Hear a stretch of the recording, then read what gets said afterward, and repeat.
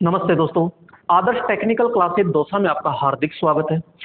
दोस्तों यहाँ पर इलेक्ट्रीशियन थ्योरी, इसके अंदर अपन क्या कर रहे हैं, BSPHCL यानी कि जो बिहार के अंदर जो विद्युत लाइनमैन है विद्युत विभाग के अंदर, वो JVV NLRI NCL DRDO ISRO या बार्क अन्य जितनी भी इंडिया के अंदर टेक्निकल भर्ती होती है, जितनी भी ऑल टेक्निकल भर्ती होती है, उन सभी के लिए यहाँ पे इलेक्ट्रीशियन थ्योरी के ऑब्जेक्टिव क्वेश्चनों का संपूर्ण विस्तार किया जाएगा दोस्तों। तो यहाँ पे एक एक पॉइंट को, एक एक प्रश्न को व्याख्या सहित अपन देखेंगे, यहाँ पे पूरा निचोड़ देखेंगे दोस्तों।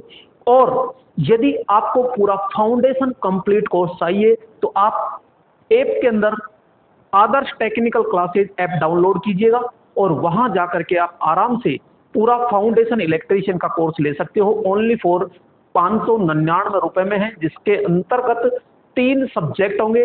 पूरा कंप्लीट आपका इलेक्ट्रीशियन थ्योरी होगा, पूरा ड्राइंग होगा और पूरा बेसिक साइंस रहेगा दोस्तों। तो वहां जाकर आप बाई कर सकते हो। यहाँ पे नेक्स्ट पहले प्रश्न की ओर आते हैं और आज का जो पहला प्रश्न है वो यहाँ पे बात करते हैं। क्या हुआ भाई?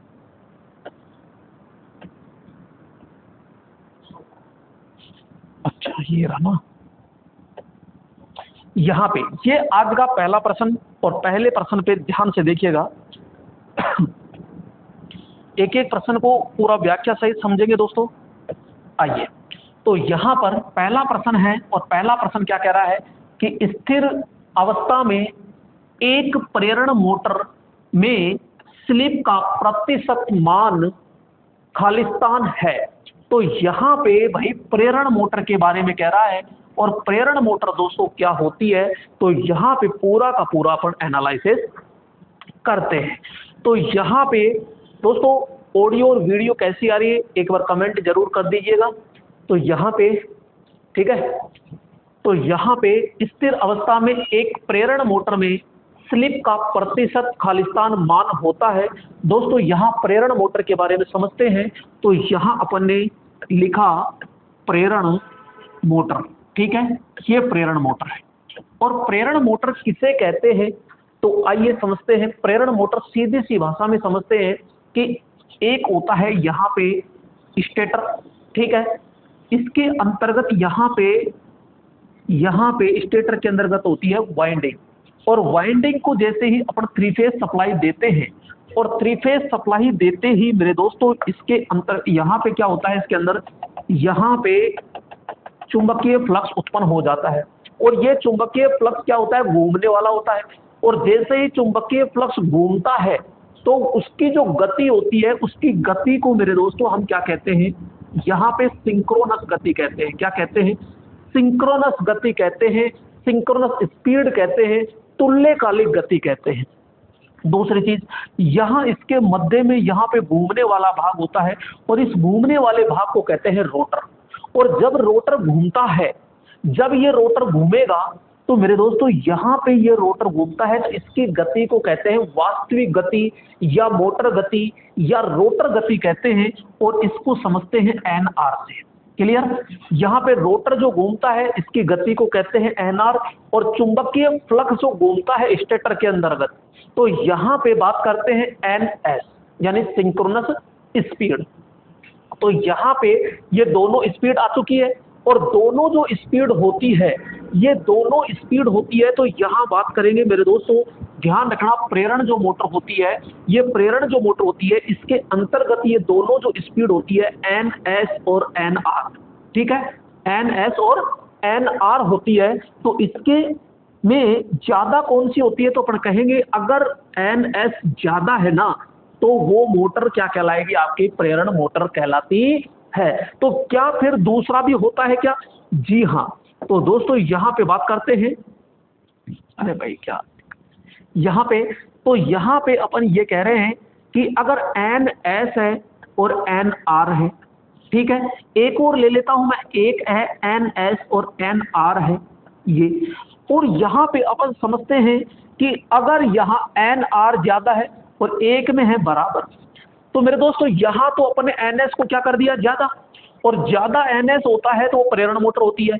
अगर मैं NR को यहाँ पे ज्यादा करता हूं, ये यहाँ पे NR को ज्यादा करता हूं, यानी कि रोटर गति ज्यादा है और सिंक्रोनस गति कम है, तो ये मशीन क्या कहलाएगी? ये मशीन कहलाती है मेरे दोस्तों, यहाँ पे बात करेंगे अल्टरनेटर। कौन सी हो जाएगी? अल्टरनेटर होती है। क्लियर? जबकि यहाँ पे अपन देख रहे हैं कि NS बराबर में होता है NR, और जब ये दोनों बराबर होते हैं तो यहाँ पे जो मशीन होती है ये कौन सी होती है? तो बात करेंगे, ये होती है सिंक्रोनस। कौन सी होती है? सिंक्रोनस मोटर होती है दोस्तों, सिंक्रोनस मोटर होती है। तो यहाँ पे अपन बात करेंगे दोस्तों सिंक्रोनस मोटर, ये सिंक्रोनस मोटर होती है। तीनों के बारे में बिल्कुल क्लियर हो गया। अब बात आती है कि इसके अंतर्गत यहाँ एक वर्ड दिया गया है, ये स्लिप। ये स्लिप कहते किसे हैं? तो दोस्तों ध्यान से देखिएगा, यहां मैंने लिखा स्लिप, ठीक है, ये स्लिप लिख दिया। अब स्लिप कहते किसे हैं? तो यहां पे अपन चर्चा करेंगे कि भैया एक होता है यहां NS और एक होता है NR। इन दोनों का जो अंतर होता है, इन दोनों का जो अंतर होता है वही क्या कहलाती है? स्लिप कहलाती है। सिंक्रोनस स्पीड और रोटर स्पीड जो होती है, उन दोनों का अंतर जो होता है वो स्लिप कहलाती है। और एक होता है प्रतिशत स्लिप। कौन सा होता है मेरे दोस्तों? तो यहाँ पे प्रतिशत स्लिप की बात करते हैं, तो यहाँ पे प्रतिशत स्लिप क्या होता है? तो NS माइनस NR अपोन में NS इनटू के अंदर क्या आ जाता है? तो यहाँ कहते हैं 100 होता है। ये प्रतिशत स्लिप होती है। तो यहाँ पे जो आपसे प्रतिशत स्लिप पूछ रहा है, देखो यहाँ पे कह रहा है ना प्रतिशत मान कितना होता है, तो ये प्रतिशत स्लिप का मान ये आता है यहाँ। क्लियर? तो यहाँ अपन ने सीधा सीधा समझा कि भैया प्रेरण मोटर होती है, प्रेरण मोटर के अंदर स्टेटर के अंदर वाइंडिंग होती है और इसे सप्लाई देते हैं। रोटर के अंतर्गत कोई सप्लाई अपन नहीं देते हैं। यहाँ पे जो आपकी प्रेरण मोटर होती है, जो प्रेरण मोटर होती है, इसके केवल स्टेटर भाग को ही सप्लाई दी जाती है, बाकी रोटर भाग को कोई सप्लाई नहीं दी जाती। यहाँ से इसके यहाँ पे चुंबकीय क्षेत्र होता है, और जब ये चुंबकीय क्षेत्र होता है तो यहाँ इसके अंदर इंडक्शन प्रभाव के कारण EMF पैदा हो जाता है, इंड्यूस्ड पैदा हो जाता है। तो यहाँ पे EMF पैदा हो जाएगा, और EMF पैदा हो जाता है तो यहाँ चुंबकीय क्षेत्र होगा।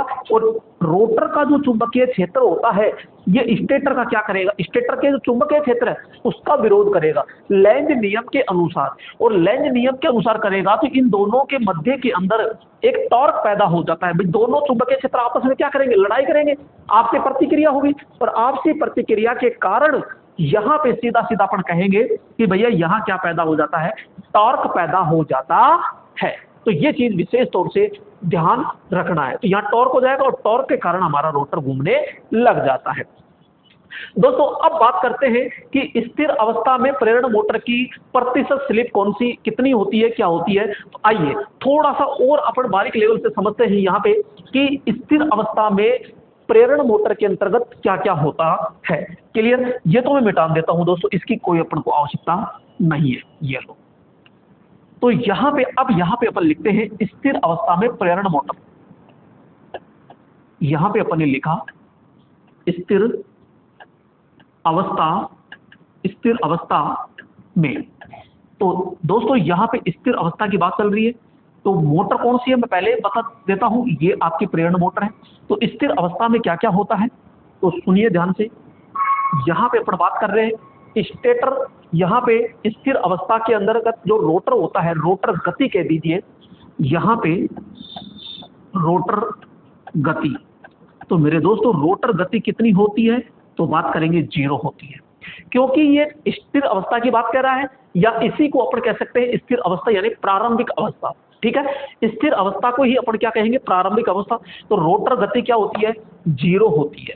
दूसरी चीज मैं बात करूंगा, यहाँ पे रोटर आवृत्ति भी पूछेगा आपसे।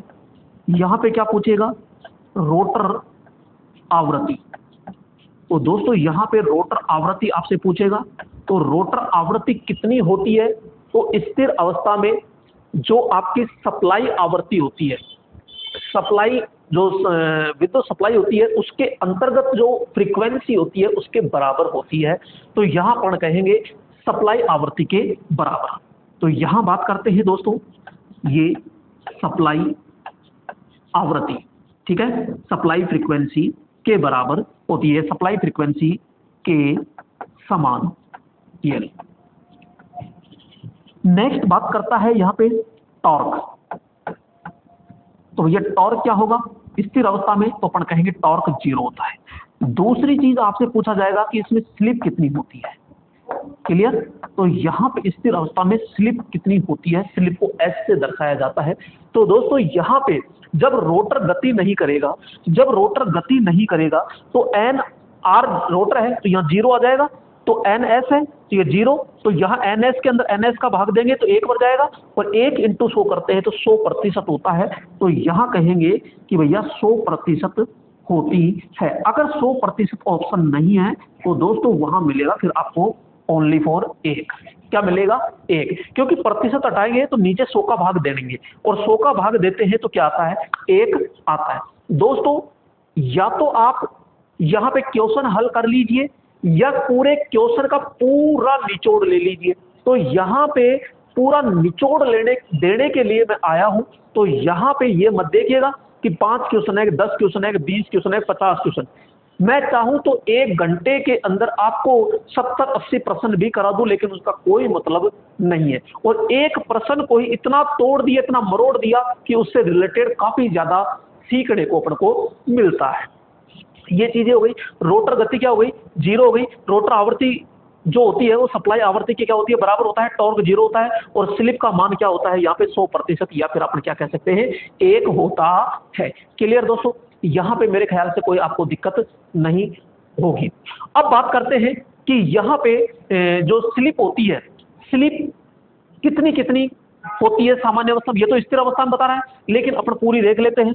तो यहाँ पे बात करते हैं मेरे दोस्तों, यहाँ पे मैं अलग से ही पूरा लिख देता हूँ ये। तो यहाँ बात करते हैं प्रेरण मोटर, प्रेरण मोटर। तो प्रेरण मोटर के अंदर, प्रेरण मोटर में स्लिप, ठीक है, प्रेरण मोटर में स्लिप। तो यहां नंबर 1 बात करते हैं सामान्य, सामान्यतः, सामान्यतः या सामान्य अवस्था कह दो, ठीक है, सामान्य तय। तो सामान्यतः कितनी होती है? तो अपन कहते हैं 3 से 5% होती है, ठीक है। दूसरी कंडीशन में पूछता है कि बड़ी मशीनों में स्लिप कितनी होती है। यहाँ पे बड़ी मशीन, तो बड़ी मशीन में पूछता है, तो बड़ी मशीन में ध्यान रखना कम होती है। बड़ी मशीन में क्या होती है? कम होती है। तो यहाँ बात करेंगे 1 से 3%, 1 से 3%। नेक्स्ट बात करते हैं यहाँ पे छोटी मशीन, और छोटी मशीनों के अंतर्गत अपन देखते हैं तो यहाँ 4 से 6% होता है। कितना होता है? 4 से 6% होता है। नेक्स्ट अगर बात करें आपसे कि पूर्ण लोड पर, क्या पूर्ण लोड पर बात करें, तो यहाँ पे पूर्ण लोड, तो मेरे दोस्तों पूर्ण लोड पर जो स्लिप होती है 2 या 3% होती है। 2 या 3%, 3% ये अपन मानते हैं पूर्ण लोड पर। तो ये सारी की सारी चीजें अपन को यहाँ पे ध्यान में आ गई होगी दोस्तों। तो यहाँ पे ये चीज ध्यान रखिएगा, ये चीजें 3 से 5%, 1 से 3%, 4 से 6% और 2 से 3%। सामान्य अवस्था में पूछ ले तो 3 से 5% होता है। पहली प्राथमिकता किसको देनी है? तो यहाँ पे 3 को देनी है। बड़ी मशीन में 1 से 3% होती है, छोटी मशीन में 4 से 6% होती है, पूर्ण लोड पर 2 से 3% होती है। तो यहाँ पे अब आपका आता है राइट प्रश्न, और राइट प्रश्न क्या होता है वो चीज समझिएगा कि स्थिर अवस्था में एक प्रेरण मोटर में स्लिप का प्रतिशत मान कितना है। तो दोस्तों स्थिर अवस्था की बात कर रहा है यहाँ पे, और स्थिर अवस्था में जो स्लिप पूछ रहा है तो बोलो कितनी होगी? 100% या फिर 1 करेंगे। तो यहाँ पे इसका जो राइट ऑप्शन होगा वो राइट ऑप्शन होगा मेरे दोस्तों ये। तो राइट ऑप्शन क्या हो जाएगा? सी। क्लियर? तो ये सी होता है। तो पूरा का पूरा अपन ने निचोड़ देखा, बोलो समझ में आया कि नहीं आया? आया बिल्कुल। तो दोस्तों यहाँ पे और इस क्लास की जो पीडीएफ है वो आदर्श टेक्निकल क्लासेज का जो टेलीग्राम चैनल है वहां पे आपको मिलेगी दोस्तों। ठीक है, तो यहाँ पे जैसे ही क्लास कंप्लीट होती है तो वहां आपको ये पीडीएफ तुरंत मिल जाएगी दोस्तों। लेकिन आप लाइव के अंदर ज्यादा से ज्यादा समझने की कोशिश कीजिएगा जब वीडियो है, क्योंकि पीडीएफ तो हजारों पड़ी है मेरे दोस्तों, लेकिन जो समझाने का है, भाषा शैली है, वो कैसे समझाए कैसे नहीं समझा रहे उस चीज पे आइएगा। और यहाँ पे अब नेक्स्ट पर्सन की ओर अपन चलते हैं, और नेक्स्ट पर्सन क्या है, आइए। तो अगला पर्सन क्या है यहाँ पे, और अगला पर्सन है मेरे दोस्तों यहाँ पे, ये अगला पर्सन आ चुका है, और अगला पर्सन है यहाँ पे आपको नजर आ चुका होगा। और यहाँ पे प्रश्न क्या है तो देखिएगा, प्रश्न है कि एक हाथ से पकड़ने वाले portable type current transformer Khalistan है। ठीक है, करंट ट्रांसफॉर्मर, इसको शॉर्ट में कहते हैं अपन सीटी। करंट ट्रांसफार्मर खालिस्तान है जिसका उपयोग सर्किट लोडिंग का मतलब होता है लोड धारा मापने के लिए, किया जाता है। तो मेरे दोस्तों यानी कि एक करंट ट्रांसफार्मर तो है, लेकिन यहाँ पे ये सर्किट लोडिंग का मतलब मेरे दोस्तों क्या है, तो मैं यहाँ पे लिख देता हूँ। यहाँ पे है, इसको कहते हैं लोड धारा। क्या कहते हैं, यानी लोड करंट कहते हैं, ये लोड धारा होती है। तो लोड धारा को मापने के लिए किसका प्रयोग करते हैं इन चारों में से, तो यहाँ पे क्लैंप मीटर का करते हैं, एमीटर का करते हैं, यहाँ पे वोल्ट मीटर का करते हैं, और वाट मीटर का करते हैं। तो मेरे दोस्तों आइए समझते हैं। सबसे पहले बात करते हैं सीटी यानी करंट ट्रांसफॉर्मर क्या होता है। तो मैं बात करता हूँ यहाँ पे सीटी, और सीटी का मतलब क्या है यहाँ पे, तो बात करेंगे, उधर वहां पे लिख रखा है करंट ट्रांसफॉर्मर, तो मैं भी लिख देता हूं करंट ट्रांसफॉर्मर।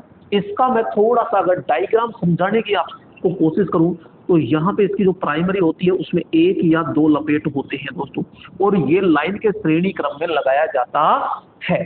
ठीक है, तो यहाँ पे जबकि अभी जो लेटेस्ट आपका ALP CVT 2 लगा था, उसके अंदर ये भी क्वेश्चन आया था कि ये सीटी किस क्रम में लगा है, तो उस भाई साहब ने इसको उल्टा मान रखा है पैरेलल, जबकि ये लगता ही श्रेणी में है।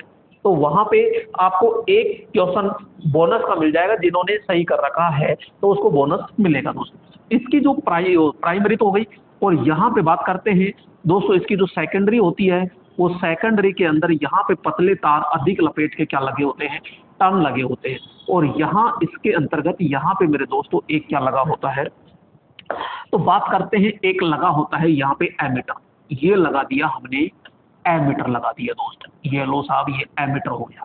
तो यहाँ पे एक एमीटर लगा दिया, क्लियर। तो ये एमीटर जो होता है ये कितनी क्षमता का होगा, तो अपन कहेंगे ये 5 एम्पियर क्षमता का लगा होता है। और ये लाइन के सेकेंडरी वाइंडिंग जो होती है इसके श्रेणी क्रम में लगा होता है, और ये है प्राइमरी, क्लियर। यहाँ पे ये हमेशा क्या रहता है, बंद रहती है। तो सेकेंडरी वाइंडिंग हमेशा क्या रहती है, हमेशा बंद, हमेशा क्या होती है, ये बंद होती है। यहाँ पे जो करंट ट्रांसफॉर्मर होता है इसका उपयोग कहाँ किया जाता है, तो भैया बात करते हैं सीटी के उपयोग की, तो उच्च करंट, उच्च धारा मापने व उच्च धारा से सुरक्षा, उच्च धारा मापने व उच्च धारा से सुरक्षा, उच्च धारा से क्या करता है, ये सुरक्षा करता है, उच्च धारा से क्या करता है, सुरक्षा करता है। अब मैं बात कर रहा हूं यहाँ पे, ये तो हो गया सीटी, ठीक है। अब बात करते हैं यहाँ पे मेरे दोस्तों, एक होता है, ये आप डायग्राम समझ लो, इस डायग्राम को कहते हैं अपन क्लैंप मीटर। क्या कहते हैं यहाँ पे, एक क्लैंप मीटर होता है, ये ध्यान रखिए, जैसे टर्म टेस्टर के नाम से भी जाना जाता है। तो यहाँ पे अब ये है, अगर मैं इसको जो ट्रिगर होता है, इसको जैसे ये दबाते हैं तो ये जबड़ा क्या हो जाता है, यहाँ से खुल जाता है। और ये कोई जैसे लाइन है, और इस लाइन के अंदर धारा जा रही है, तो इसका बिना इंसुलेशन हटाए, बिना अड़चन डाले और इस मीटर से अपन क्या माप सकते हैं, एसी धारा को आसानी से माप सकते हैं। तो जैसे इसको दबाते हैं, दबाते ही इसके अंदर ये जबड़ा यो फंस जाता है, और ये जो जबड़ा है ये जो मेरे दोस्तों ये जबड़ा होता है ना, ये किसका काम करेगा, ये सेकेंडरी का काम करेगा। ये किसका काम करेगा, सेकेंडरी का। और इसके अंतर्गत जो लाइन जाएगी वो लाइन किसका काम करेगी, प्राइमरी का काम करेगी, प्राथमिक का काम करेगी। दोस्तों इसको मैं समझाने की आप सबको कोशिश करूं तो ये इस प्रकार से होता है। ये एक कोर होती है, ठीक है, लोहे की कोर होती है, ये जबड़ा है, यहाँ से ये खुलता है। तो यहाँ से इसके अंतर्गत अगर कोई लाइन ढाली जाए तो यहाँ पे मेरे दोस्तों ये जैसे कि लाइन तार है, क्लियर। तो ये लाइन तार है, अब ये लाइन के अंदर धारा जा रही है, तो यहाँ तो इस लाइन के अंतर्गत जो धारा जा रही है तो प्राइमरी का काम कर रहा है। और यहाँ पे क्या होता है, ये वाइंडिंग लपेटी जाती है, और यहाँ पे वाइंडिंग लपेटी जाती है, तो यहाँ लगाया जाता है फिर एमीटर, ये, और एमीटर लगाया जाता है। तो ये कितने क्षमता का है, तो अपन कहेंगे 5 एम्पियर क्षमता का है। कितनी क्षमता का, 5 एम्पियर क्षमता का होता है। तो यहाँ पे ये सेकेंडरी का काम कर रहा है दोस्तों। और जैसे इसमें चुंबकीय फ्लक्स आता है और इससे जैसे ही टकराता है तो इसके अंतर्गत क्या पैदा हो जाता है, ईएमएफ, और ईएमएफ के साथ में क्या है, धारा। और यहाँ पे ये धारा को आसानी से क्या कर लेता है, माप लेता है। तो ये आपका क्लैंप मीटर है जो धारा को क्या करता है, लोड जो धारा होती है उसको आसानी से माप लेता है। तो ये जो क्लैंप मीटर जो होता है ना, ये किसकी भांति काम करता है, ये सीटी की भांति काम करता है, अर्थात ये सीटी की तरह होता है। क्यों होता है, क्योंकि इसका जो ये जबड़ा होता है ये तो सेकेंडरी का काम करता है, और इसके बीच से जो लाइन जाती है वो बिल्कुल सीधी चली जाती है। तो उस धारा को अपन आसानी से माप लेते हैं। ध्यान रखिएगा ये ओनली फॉर किस पर काम करता है, तो ये एसी पर कार्य करता है। किस पर काम करेगा, तो मैं बात करूंगा कि ये एसी पर कार्य करता है। दोस्तों बात करते हैं वोल्ट मीटर।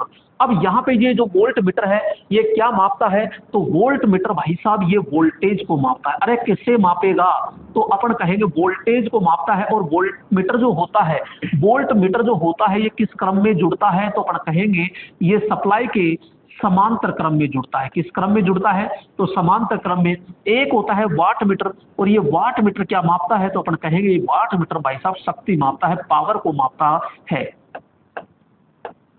तो यहाँ पे ये पावर को क्या कर लेता है, माप लेता है। और यहाँ पे एमीटर होता है, ये धारा को मापता है। लेकिन यहाँ पे पूछा गया है कि सीटी की तरह कोण होता है, क्योंकि करंट ट्रांसफार्मर एक प्रकार का खालिस्तान है, तो वो कोण है यहाँ पे, तो एमीटर थोड़ी है। तो यहाँ पे ये क्लैंप मीटर होता है, और इस क्लैंप मीटर में पीछे की तरफ मेरे दोस्तों खुद की क्या लगी होती है, बैटरी लगाई जाती है यहाँ पर। तो ये चीज ध्यान रखिएगा। तो यहाँ पे ये आपका क्लैंप मीटर होता है, जिससे आसानी से किसी भी चालू लाइन में धारा को बिना अड़चन डाले आसानी से उसकी धारा को माप लेते हैं। और ये जो आपका सीटी होता है ये आपका किस सिद्धांत पर काम करता है, तो ध्यान रखना ये ट्रांसफार्मर यानी अन्योन्य प्रेरण सिद्धांत पर कार्य करता है। तो यहाँ पे अपन लिख सकते हैं अन्योन्य प्रेरण, ये लो। तो ये अन्योन्य प्रेरण सिद्धांत पर क्या करता है, कार्य करता है। तो भैया राइट ऑप्शन क्या हो जाएगा, तो राइट ऑप्शन के लिए अपन हरा सिग्नल ले लेते हैं, और यहाँ पे हरा सिग्नल हो चुका है ये दोस्तों।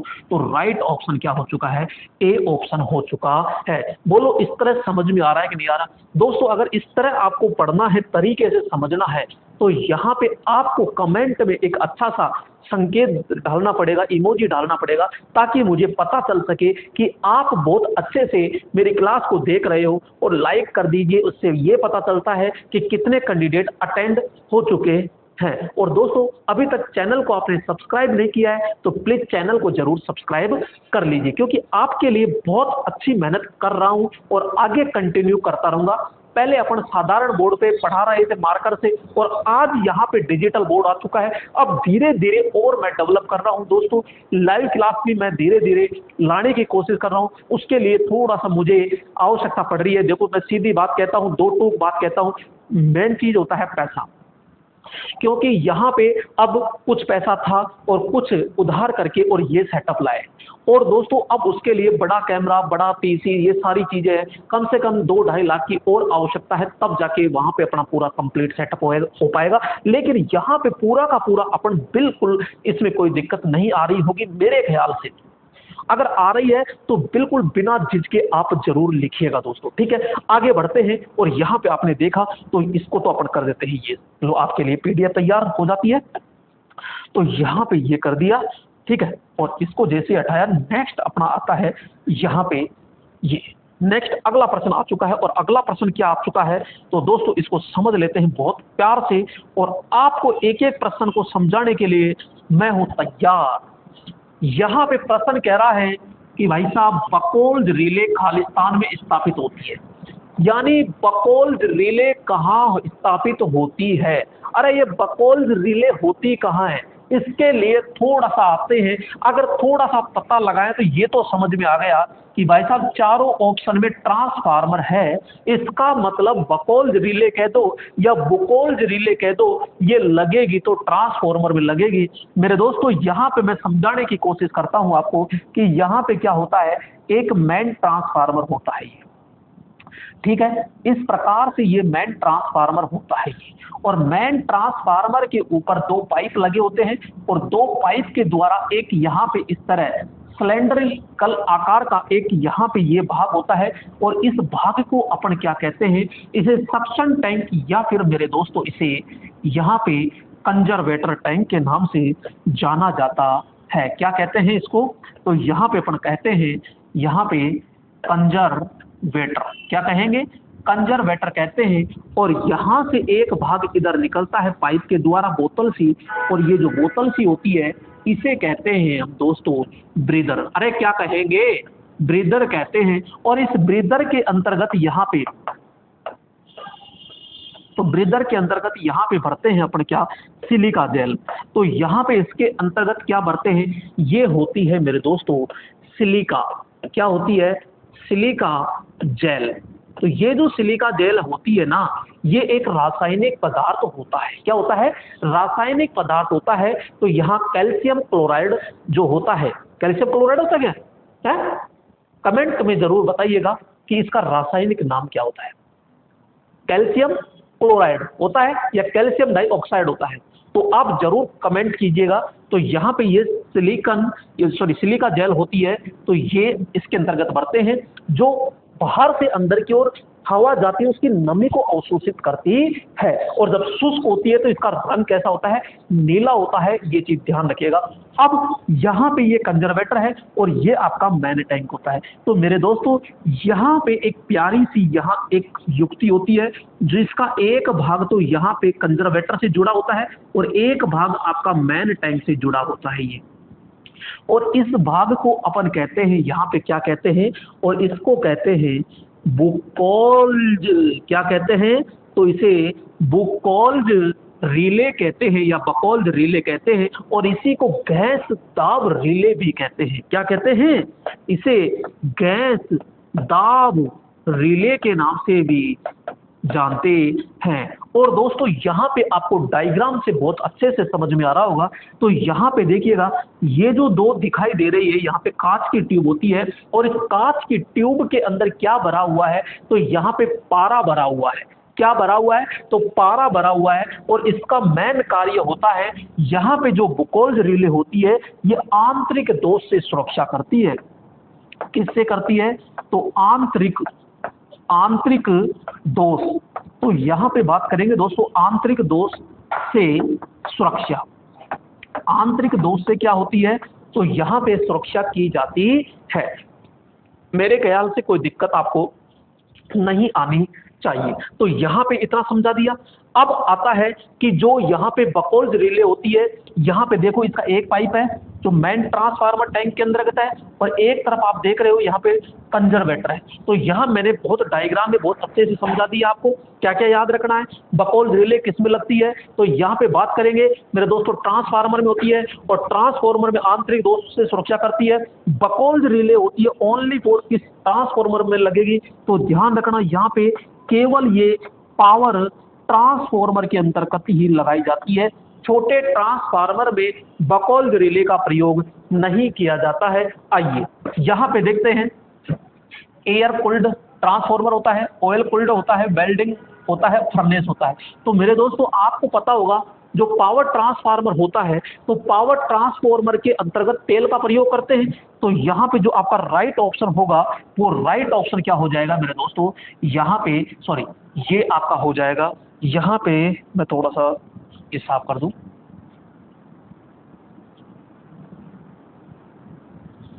तो यहाँ पे राइट ऑप्शन क्या हो जाएगा अपना, तो यहाँ पे ये ऑयल कूल्ड ट्रांसफार्मर यानी कि बी ऑप्शन क्या हो जाएगा, यहाँ पे राइट ऑप्शन होता है। दोस्तों ये सारी चीजें अपन ने यहाँ पे समझ ली है। आइए आगे चर्चा करते हैं। तो यहाँ पे ये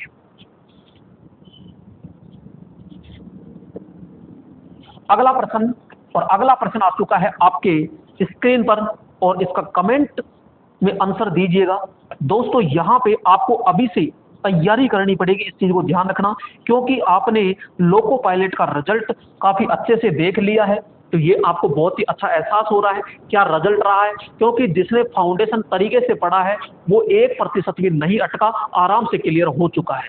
तो यहाँ पे अपने पास में बैच चालू हो चुका है, 3 क्लास हो चुकी है, यूट्यूब पर आप देख सकते हो डेमो। अब जो आगे की जो क्लास है ये ऐप के अंदर ही होगी, तो ऐप को भी आप डाउनलोड कर सकते हो, और इसी क्लास के अंतर्गत ये डिस्क्रिप्शन बॉक्स होता है, उसमें मैं ऐप की भी लिंक दे दूंगा, तो वहां से भी आप डाउनलोड कर सकते हो, टेलीग्राम से आप डाउनलोड कर सकते हो, हर जगह अवेलेबल है।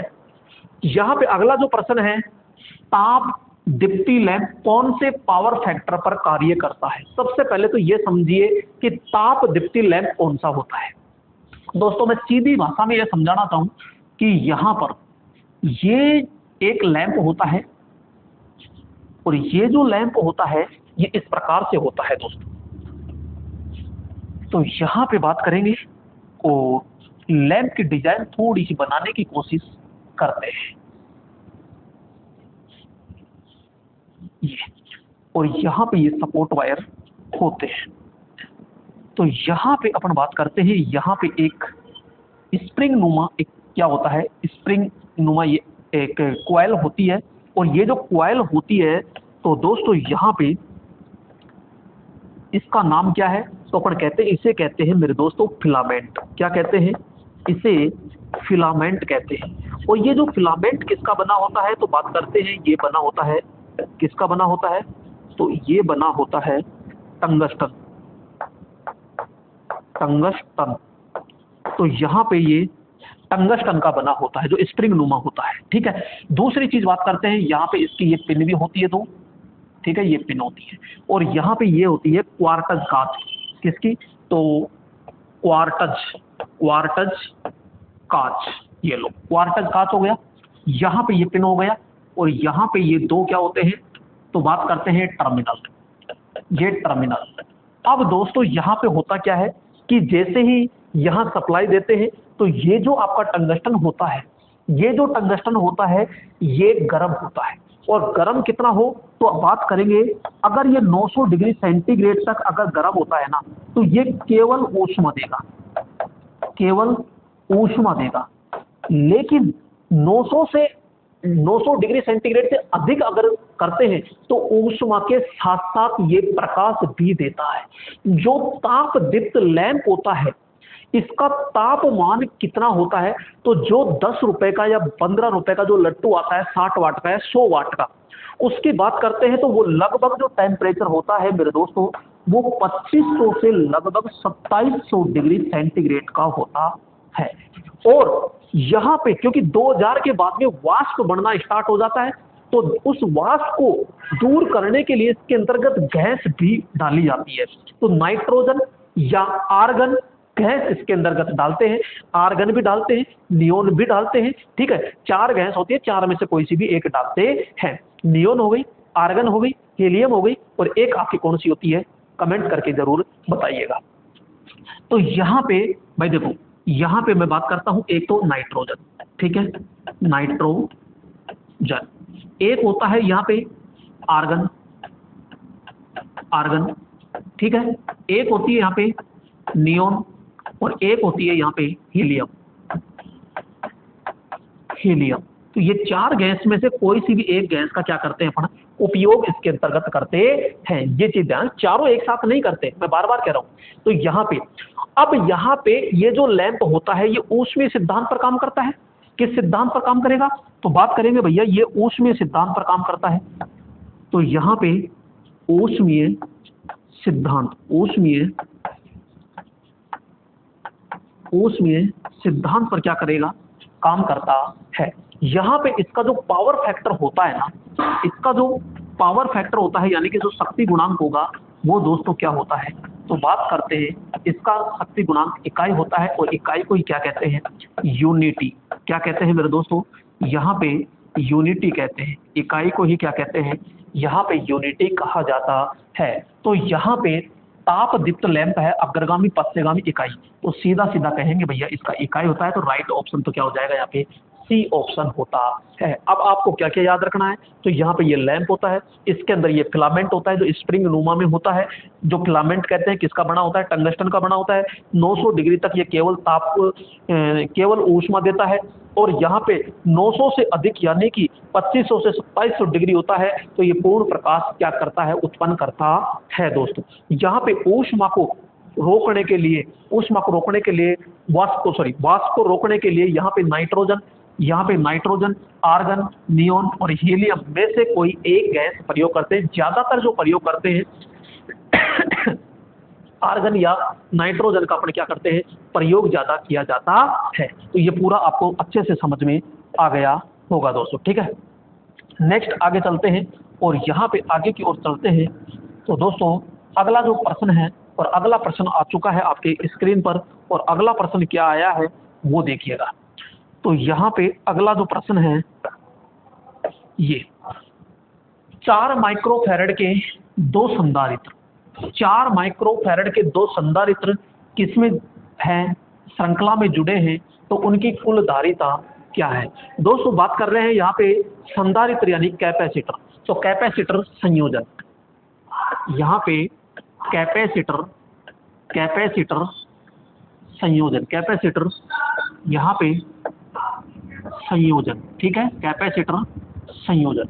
अब बात करते हैं कैपेसिटर संयोजन। तो यहाँ पे तो बात करते हैं मेरे दोस्तों, यहाँ पे तो संयोजन यहाँ पे 2 प्रकार के होंगे। तो यहाँ पे पहला जैसे कि अपन लेते हैं कि श्रेणी संयोजन, ठीक है, श्रेणी संयोजन, ये लो श्रेणी संयोजन हो गया, इसको हटा देता हूँ, श्रेणी संयोजन। तो यहाँ पे अगर मैं बात करूँ दोस्तों, यहाँ पे जैसे श्रेणी के अंदर कैसे जोड़ेंगे भाई? ऐसे ही तो जोड़ेंगे अपन। तो ये अपन ने जोड़ दिया ये, और यहाँ पे इसके साथ में कोई भी सप्लाई जोड़ देते हैं, ये लो ये सप्लाई जोड़ दी। तो मेरे दोस्तों यहाँ पे ये कैपेसिटर जुड़ चुके हैं, और कैपेसिटर जुड़ चुके हैं तो यहाँ पे अपन ने लिखा C1 C2 और ये C3। अब इसका अगर कुल धारिता अगर ज्ञात करनी है तो ध्यान रखना, जैसे प्रतिरोध जोड़ते हैं ना वैसे नहीं जोड़ना, इसको उल्टा जोड़ते हैं। क्यों? क्योंकि श्रेणी क्रम में इसके 2 प्लेटों के बीच में अचालक पदार्थ होता है, और अचालक पदार्थ की मोटाई ज्यादा हो जाती है तो धारिता घट जाती है। क्या हो जाती है? धारिता घट जाती है। तो पावर फैक्टर को अगर घटाना है आपको तो श्रेणी क्रम में जोड़िएगा, और पावर फैक्टर को बढ़ाना है तो समांतर क्रम में आप जोड़ सकते हो। तो यहाँ पे कैसे आपको जोड़ना है श्रेणी क्रम में? तो श्रेणी क्रम में भैया सूत्र कौन सा लगेगा? तो सूत्र लगता है यहाँ पे 1/CT बराबर 1/C1 plus 1/C2 plus 1/C3। ये लो, यहाँ पे ये अपन ने सीधा सीधा सूत्र लिख लिया। अगर कई सारे प्रतिरोध समान मान के हैं तो क्या करें? तो यहाँ पे लिखेंगे, यहाँ पे समान मान, ठीक है। समान मान के लिए CT बराबर होता है मेरे दोस्तों C/N। ये सूत्र अपन लगाएंगे। C का मतलब होता है एक कैपेसिटर की धारिता कितनी होती है, और N का मतलब होता है कैपेसिटर की संख्या होती है। नेक्स्ट बात करते हैं दोस्तों यहाँ पे नंबर 2 समांतर क्रम। और समांतर क्रम में होता क्या है? तो यहाँ पे कुछ कैपेसिटर लेते हैं और ये कुछ कैपेसिटर ले लिए। तो भैया यहाँ पे अगर ये कैपेसिटर है तो इसमें करते क्या है? इनको इस प्रकार से जोड़ देते हैं। क्लियर? तो यहाँ पे ये चलो ऐसे कर दो, चाहे कैसे भी कर दो। ये तो ये तो सप्लाई है। तो यहाँ पे जैसे ही अपन जोड़ रहे हैं तो ये C1, ये C2 और ये C3 हो गया। अब इसका फॉर्मूला क्या है? तो इसका फॉर्मूला प्रतिरोध में जैसे श्रेणी क्रम में जोड़ते हैं वैसे होता है, बिल्कुल आसान। तो यहां पे बात करते हैं कि जैसे कि CT बराबर C1, यहां पे C1 plus C2 plus C3, तो ये फॉर्मूला होता है।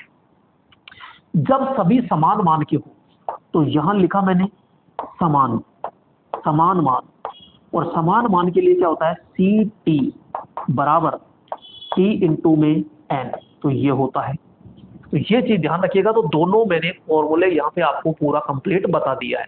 अब यहाँ पे इसके अकॉर्डिंग अपन चलते हैं। तो भैया ये श्रृंखला में जुड़वा रहा है, और श्रृंखला में जुड़वा रहा है तो इसके पास में 2 कैपेसिटर है। ठीक है भाई, तेरे पास में 2 कैपेसिटर है, तू कह रहा है कि श्रृंखला में जोड़ दो। हमने जोड़ दिया 4 माइक्रोफैरड के 2 है, तो श्रेणी के पास गए, श्रेणी में भैया ऐसे जुड़ता है। समान मान का है तो ऐसे लगा सकते हो, नहीं 2 के लिए आप आराम से भी लगा सकते हो। अगर समान मान के 2 संधारित्र श्रेणी में जुड़े हैं तो दिए हुए का आधा कर दो, लेकिन आप तो कुछ मत कीजिए, इसके अकॉर्डिंग चल लीजिए। तो यहाँ पे अपन कहते हैं कि भैया CT बराबर C/N होता है। अगर भैया अलग अलग हो तो अलग अलग के लिए ये होता है, समान के लिए ये होता है। तो यहाँ पे तो कोई दिक्कत ही नहीं है। तो यहाँ पे CT बराबर सीधा सीधा लिखा अपन ने C, तो C का मतलब कितना है? यहाँ पे C का मतलब 4 माइक्रोफैरड है, और नीचे संख्या कितनी है? 2, तो CT बराबर कितना हो गया यहाँ पे? 2 माइक्रोफैरड। तो ये सीधा सीधा क्या आ गया? आंसर आता है। तो राइट ऑप्शन तो क्या हो जाएगा यहाँ पे? A ऑप्शन होता है। दोस्तों मैं ये चीज सिखाना चाह रहा था कि संयोजन क्या है। तो श्रेणी क्रम में मैं यही लिख देता हूं, यहाँ पे श्रेणी क्रम में क्या होती है? धारिता घटती है। श्रेणी क्रम में यहाँ पे इसके अंतर्गत यहाँ पे बात करते हैं इसमें, तो धारिता घटती है, और यहाँ पे बात करते हैं, यहाँ पे धारिता बढ़ती है। ये लो, कोई डाउट किसी के? भाई श्रेणी क्रम में है तो धारिता घटती है, और यहाँ समांतर क्रम में है तो धारिता क्या होगी दोस्तों? बढ़ती है। बोलो इसमें कोई डाउट है किसी को? नहीं, तो नहीं है तो आगे चलते हैं, और यहाँ पे पूरा का पूरा एनालिसिस करते हुए आगे चलते हैं।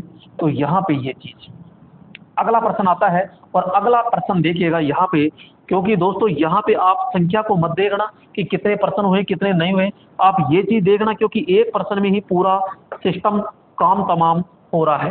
तो यहाँ पे अगला है, डीसी जनरेटर की गति बढ़ाने पर प्रेरित वोल्टेज क्या होता है? मेरे दोस्तों यहाँ पे आप यदि गहराई से देखते हो तो शायद ऐसा ही प्रश्न एएलपी के अंतर्गत भी पूछा गया है। तो डीसी जनरेटर की गति बढ़ाने पर प्रेरित वोल्टेज क्या होता है? दोस्तों यहाँ पे मैं अक्सर बात करूं तो यहाँ पे ये बोलो डीसी जनरेटर होगा कि नहीं होगा? तो यहाँ पे बात करते हैं, ये एक मशीन होती है, यहाँ पे ये तो ये एक मशीन होती है यहाँ पे, और इस मशीन के अंतर्गत यहाँ बात करते हैं, क्योंकि ये जब घूमती है तो यहाँ तो यांत्रिक ऊर्जा होगी ना। तो यहाँ पे बात करते हैं, ये तो है भैया यांत्रिक ऊर्जा, ये लो साहब यांत्रिक ऊर्जा, और यहाँ पे जब ये विद्युत है तो ये विद्युत ऊपर की ओर दे रहा है, तो यहाँ कहेंगे विद्युत ऊर्जा। यहाँ पे क्या कहेंगे? तो ये है विद्युत ऊर्जा। तो यहाँ पे डेफिनेशन क्या हो गई? तो यहाँ पे अपन सीधा सा कहेंगे ये D4 जनरेटर है और DC जनरेटर है। तो यहाँ पे यांत्रिक ऊर्जा को विद्युत ऊर्जा में बदलने वाली जो मशीन होती है वो क्या कहलाती है? DC जनरेटर कहलाती है। अब मैं बात करता हूँ कि इसकी रेटिंग क्या होती है। इसकी रेटिंग क्या होती है? तो मेरे दोस्तों ध्यान रखना, इसकी रेटिंग होती है किलोवाट। क्या होती है? किलोवाट। नेक्स्ट आपसे पूछा जाता है कि इसका किस सिद्धांत पर काम करता है? तो यहाँ पे सिद्धांत, किस सिद्धांत पर? तो भैया ये चुंबकीय प्रेरण सिद्धांत पर काम करता है। फैराडे का जो चुंबकीय प्रेरण सिद्धांत होता है उस पर काम करता है। तो यहाँ पे ये चुंबकीय प्रेरण सिद्धांत पर क्या करता है? ये कार्य करता है। नेक्स्ट अगर मैं बात करूं यहाँ पे कि जो आपका डीसी जनरेटर होता है, डीसी जनरेटर के अंतर्गत जो घूमने वाला जो भाग होता है वो आर्मेचर होता है। ये क्या होता है, घूमने वाला भाग क्या होता है, आर्मेचर होता है। और आर्मेचर के अंतर्गत जो विद्युत पैदा होती है वो कौन सी होती है, तो ध्यान रखना एसी होती है। क्या होती है, एसी। और आउटपुट में जो मिलती है, आउटपुट आउटपुट ईएमएफ, आउटपुट जो ईएमएफ, अरे यार सॉरी यहाँ पे, तो आउटपुट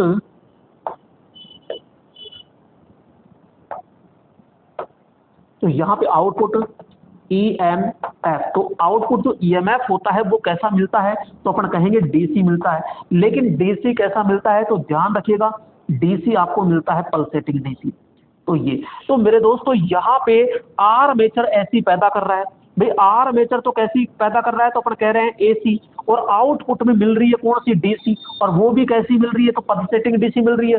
तो यहाँ पे एसी को डीसी में कौन चेंज कर रहा है, तो ध्यान रखना यहाँ पे होता है मेरे दोस्तों एक भाग कम्यूटेटर। क्या होता है, कम्यूटेटर होता है। तो कम्यूटेटर डीसी जनरेटर के अंतर्गत क्या करता है, तो ये मेरे दोस्तों एसी को किसमें चेंज कर रहा है, एसी टू डीसी कर रहा है। एसी टू क्या करता है, ये डीसी करता है। ये चीज अपन को समझ में आई। और कम्यूटेटर किसका बना होता है, तो अपन कहेंगे कठोर तांबे का बना होता है। ये किसका बना होता है, तो कठोर तांबा। ये कठोर तांबा या कठोर कर्षित तांबा आप कह सकते हो। अब डीसी जनरेटर होता है, तो मेरे दोस्तों जैसे कि मैंने कहा कि ये आर्मेचर होता है, और यहाँ पे जैसे कि ये आपकी फील्ड वाइंडिंग होती है, और यहाँ पे लगा दिया जाता है लोड, और ये इस प्रकार से होता है।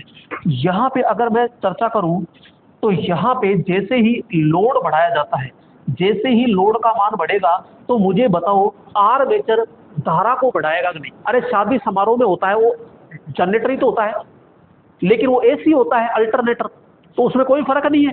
तो यहाँ पे जैसे ही लोड बढ़ाते हैं, तो यहाँ पे जैसे इसकी स्पीड अगर बढ़ा दी जाए, आर्मेचर की स्पीड बढ़ा दी जाए, तो यहाँ पे बोलो टर्मिनल वोल्टेज बढ़ेगा नहीं बढ़ेगा, बढ़ेगा। लेकिन यहाँ पे क्या कह रहा है, तो गति बढ़ाने पर प्रेरित वोल्टेज क्या होगी, सीधी बात होगी। तो यहाँ पे इसकी क्या कर दीजिए, गति क्या कर दीजिए, आप बढ़ा दीजिए। तो यहाँ से भी अपन पता लगा सकते हैं, क्योंकि ई बराबर क्या होता है, five Z N E upon में क्या होता है, 60 ए। ये लो। तो मेरे दोस्तों यहाँ से अगर मैं क्लियर करना चाहूं, तो यहाँ पे ये गति है। अगर इस गति को क्या करते हैं, बढ़ाते हैं, तो गति बढ़ेगी तो ईएमएफ भी क्या होगा, बढ़ेगा। क्योंकि इन चारों शब्दों के क्या है, ये बिल्कुल समानुपाती होता है। फाई का मतलब होता है यहाँ पे चुंबकीय फ्लक्स, जेड का मतलब होता है आर्मेचर में चालकों की संख्या, और यहाँ पे एन का मतलब है गति, आरपीएम होता है रेवोल्यूशन प्रति मिनट, और पी का मतलब होता है पोलों की संख्या। ठीक है, तो यहाँ पे इसकी संख्या बढ़ती है, यानी कि गति बढ़ती है, तो यहाँ पे टर्मिनल वोल्टेज भी या उत्पन्न वोल्टेज भी क्या होगा, बढ़ता है। दोस्तों समझ में आ गया होगा आपको। तो यहाँ पे कहेंगे भैया गति बढ़ने पर प्रेरित वोल्टेज भी क्या हो जाता है, तो बढ़ जाती है। तो राइट ऑप्शन क्या हो जाएगा, यहाँ पे सी ऑप्शन होता है। क्लियर, आगे चलिएगा, आगे चलते हैं। और यहाँ पे अगला जो प्रश्न आता है, और अगला प्रश्न क्या है मेरे दोस्तों, आइए अगला प्रश्न होता है अपना, यहाँ पे बात करते हैं। ये अगला प्रश्न आ चुका है, और अगला प्रश्न क्या है, तो आप कमेंट कीजिएगा। अगला प्रश्न, एक ईएलसीबी हमेशा परिपथ में खालिस्तान से जुड़ा होता है। दोस्तों अगर मैं ईएलसीबी की बात करता हूँ, ईएलसीबी, ये लो ईएलसीबी की बात करूं तो अर्थ लीकेज सर्किट ब्रेकर, ये लो अर्थ लीकेज सर्किट ब्रेकर होता है।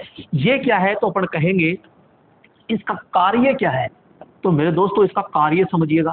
इसका कार्य होता है कि जो भी लीकेज धारा होती है या फिर विद्युत झटका होता है, उससे सुरक्षा करना होता है। तो कहेंगे यहाँ पे लीकेज धारा, और लीकेज धारा को ही अपन क्या कहते हैं, क्षरण धारा कहते हैं। ये लो क्षरण धारा, वह विद्युत झटका से सुरक्षा। ठीक है, यहाँ पे तो यहाँ पे बात करेंगे ELCB होती है, अर्थ लीकेज सर्किट ब्रेकर होती है। कार्य क्या है, लीकेज धारा यानी कि क्षरण जो धारा होती है वह विद्युत झटके से क्या करती है, सुरक्षा प्रदान करती है। तो आपको समझ में आ रहा होगा। दूसरी चीज अपन बात करते हैं कि जो ELCB होती है ये किस सिद्धांत पर काम करती है। तो ध्यान रखना मेरे दोस्तों, इसका जो सिद्धांत होता है वो होता है CBCT यानी कोर बैलेंस करंट ट्रांसफॉर्मर होता है। इसको लिख देता हूं मैं यहां पे, कोर बैलेंस करंट ट्रांसफॉर्मर होता है, क्योंकि इसके अंतर्गत कोर होती है तब तक ये बैलेंस होती है जब तक कोई दिक्कत नहीं है, और अनबैलेंस होते ही ये क्या कर देती है, ये पूरी सप्लाई को ट्रिप कर देती है, यानी सप्लाई यानी जो भी सोर्स लगा है उसको सप्लाई से अलग कर देती है। नेक्स्ट बात करते हैं दोस्तों, इसकी जो रेटिंग होती है, इसकी जो रेटिंग होती है ये किस में होती है, तो ध्यान रखिएगा इसकी रेटिंग होती है दोस्तों मिली एम्पियर। किस में होती है, तो बात करेंगे यहाँ पे मिली एम्पियर के अंतर्गत होती है ये, ठीक है, मिली एम्पियर के अंतर्गत होती है। दूसरी चीज, अब ये लगाई कहाँ जाती है, तो दोस्तों ध्यान रखना आपके घरों के अंदर ये होता है ऊर्जा मीटर। क्या होता है, ऊर्जा मीटर, जो लाइनमैन आता है रीडिंग लेके जाता है ये, तो KWH, तो इसके तो बाद में लगेगी, और यहाँ पे बात करते हैं ये होता है आपका क्या, मैन स्विच। अब मैन स्विच क्या होता है, तो मैन स्विच आपका MCB, तो MCB हो सकता है या आइसोलेटर हो सकता है, उससे पहले लगेगी। और यहाँ पे, तो यहाँ पे क्या लगी होती है, तो बात करेंगे यहाँ ELCB। तो दोस्तों ELCB का, यहाँ पे बात करेंगे ELCB का जो शुद्रा रूप कौन सा होता है, तो बात करेंगे RCCB, residual current circuit breaker होता है। ये भी मेरे दोस्तों किस सिद्धांत पर काम करती है, तो ये भी इसी सिद्धांत पर काम करती है, CBCT सिद्धांत पर। तो ELCB कहाँ लग रही है, ऊर्जा मीटर के तो बाद में लगती है और मैन स्विच से पहले लगती है। और यही तो पूछ रहा है कि एक ELCB हमेशा परिपथ में कहाँ जुड़ा होता है, तो ऊर्जा मापी के बाद में, बिल्कुल सही बात है, ऊर्जा मापी से पहले, स्थापना के अंत में, और ऊर्जा मापी के बाद। तो भैया यहाँ पे दो चीज आ गई, ऊर्जा मापी के बाद, तो भैया बाद और आपूर्ति से बाहर की तरफ, तो ये बाहरी तो है, बाहर की तरफ, तो यानी बाहर यानी का होता है लोड, ये चीज ध्यान रखना, ये होता है लोड। तो राइट ऑप्शन क्या हो जाएगा यहाँ पे, ए ऑप्शन होता है। तो ये सारी जानकारी दोस्तों आपको अच्छे तरीके से मिल चुकी है। क्लियर दोस्तों यहाँ पे। और इसके अंतर्गत ध्यान रखिएगा, इसके अंतर्गत एक टेस्ट बटन और होता है, उसको दबा करके अपन ये चेक कर सकते हैं कि आपकी ELCB या RCCB होती है वो सही तरीके से कार्य कर रही है या नहीं। ठीक है, नेक्स्ट अगला प्रश्न आता है, और अगला प्रश्न क्या है, तो आइए देखते हैं। यहां अगला प्रश्न है, ये अगला प्रश्न आ चुका है मेरे दोस्तों। और अगला प्रश्न क्या कह रहा है, अगला प्रश्न आपका इंतजार कर रहा है कि भाई मेरे कोई आंसर दे दीजिए। ट्रांजिस्टर का आवरण से मुड़ने तक की लीड की लंबाई क्या होती है। दोस्तों आपको डायग्राम दिखाई दे रहा है, और ये डायग्राम होता है ट्रांजिस्टर का। किसका होता है, ट्रांजिस्टर का। तो बात करते हैं थोड़ी सी यहाँ पे, ट्रांजिस्टर, यहाँ पे ट्रांजिस्टर, तो ट्रांजिस्टर जो होता है, तो यहाँ पे ट्रांजिस्टर के बारे में कहते हैं कि 3 अर्धचालक खंडों से बनी युक्ति होती है। तो भैया इसके अंतर्गत 3 अर्धचालक पदार्थ युक्त होता है, जैसे कि PNP, या फिर कह सकते हैं NPN, P प्रकार, N प्रकार, P प्रकार। तो 3 तो हो गए ना, टाइप तो 2 ही है लेकिन 3 यूज करते हैं। तो यहाँ पे इसके अगर आपसे टर्मिनल पूछी जाए, क्या पूछा जाए, टर्मिनल, तो टर्मिनल कितने होते हैं, तो बात करेंगे 3, और 3 टर्मिनल होते हैं। तो 3 टर्मिनल कौन कौन से होते हैं, इसका एक होता है एमीटर, एक होता है इसका कलेक्टर, और एक होता है मेरे दोस्तों इसका बेस। तो ये इसके क्या होते हैं, टर्मिनल होते हैं। अगर मैं बात करूं यहाँ पे इस प्रकार से, ये PNP, तो दोस्तों इसके अंतर्गत यहाँ पे तो ये जो बीच की लेयर होती है ना, ये यहाँ पे ये लेयर क्या होती है, ये पीएन जंक्शन होती है। तो बात करते हैं यहाँ पे पीएन जंक्शन। तो पीएन जंक्शन कितने होंगे, एक और एक, दो पीएन जंक्शन होंगे। यहाँ पे आपसे पूछा जाए विक्षेपण परत, दोस्तों जो पीएन जंक्शन होता है इसके पास में यहाँ पर एक लेयर बन जाती है ये, तो ये जो लेयर बन जाती है इसे कहते हैं विक्षेपण परत कहते हैं, विक्षेपण परत। और विक्षेपण परत कितनी होती है, दो। आपसे पूछा जाए ओनली फॉर परत कितनी है, तो भैया परत होती है एक, दो, तीन। तो ओनली फॉर लेयर या परत पूछे तो तीन। आपसे क्वेश्चन पूछा जाता है कि जो ट्रांजिस्टर होता है ये किसको नियंत्रित करता है, तो नियंत्रण युक्ति, तो नियंत्रण,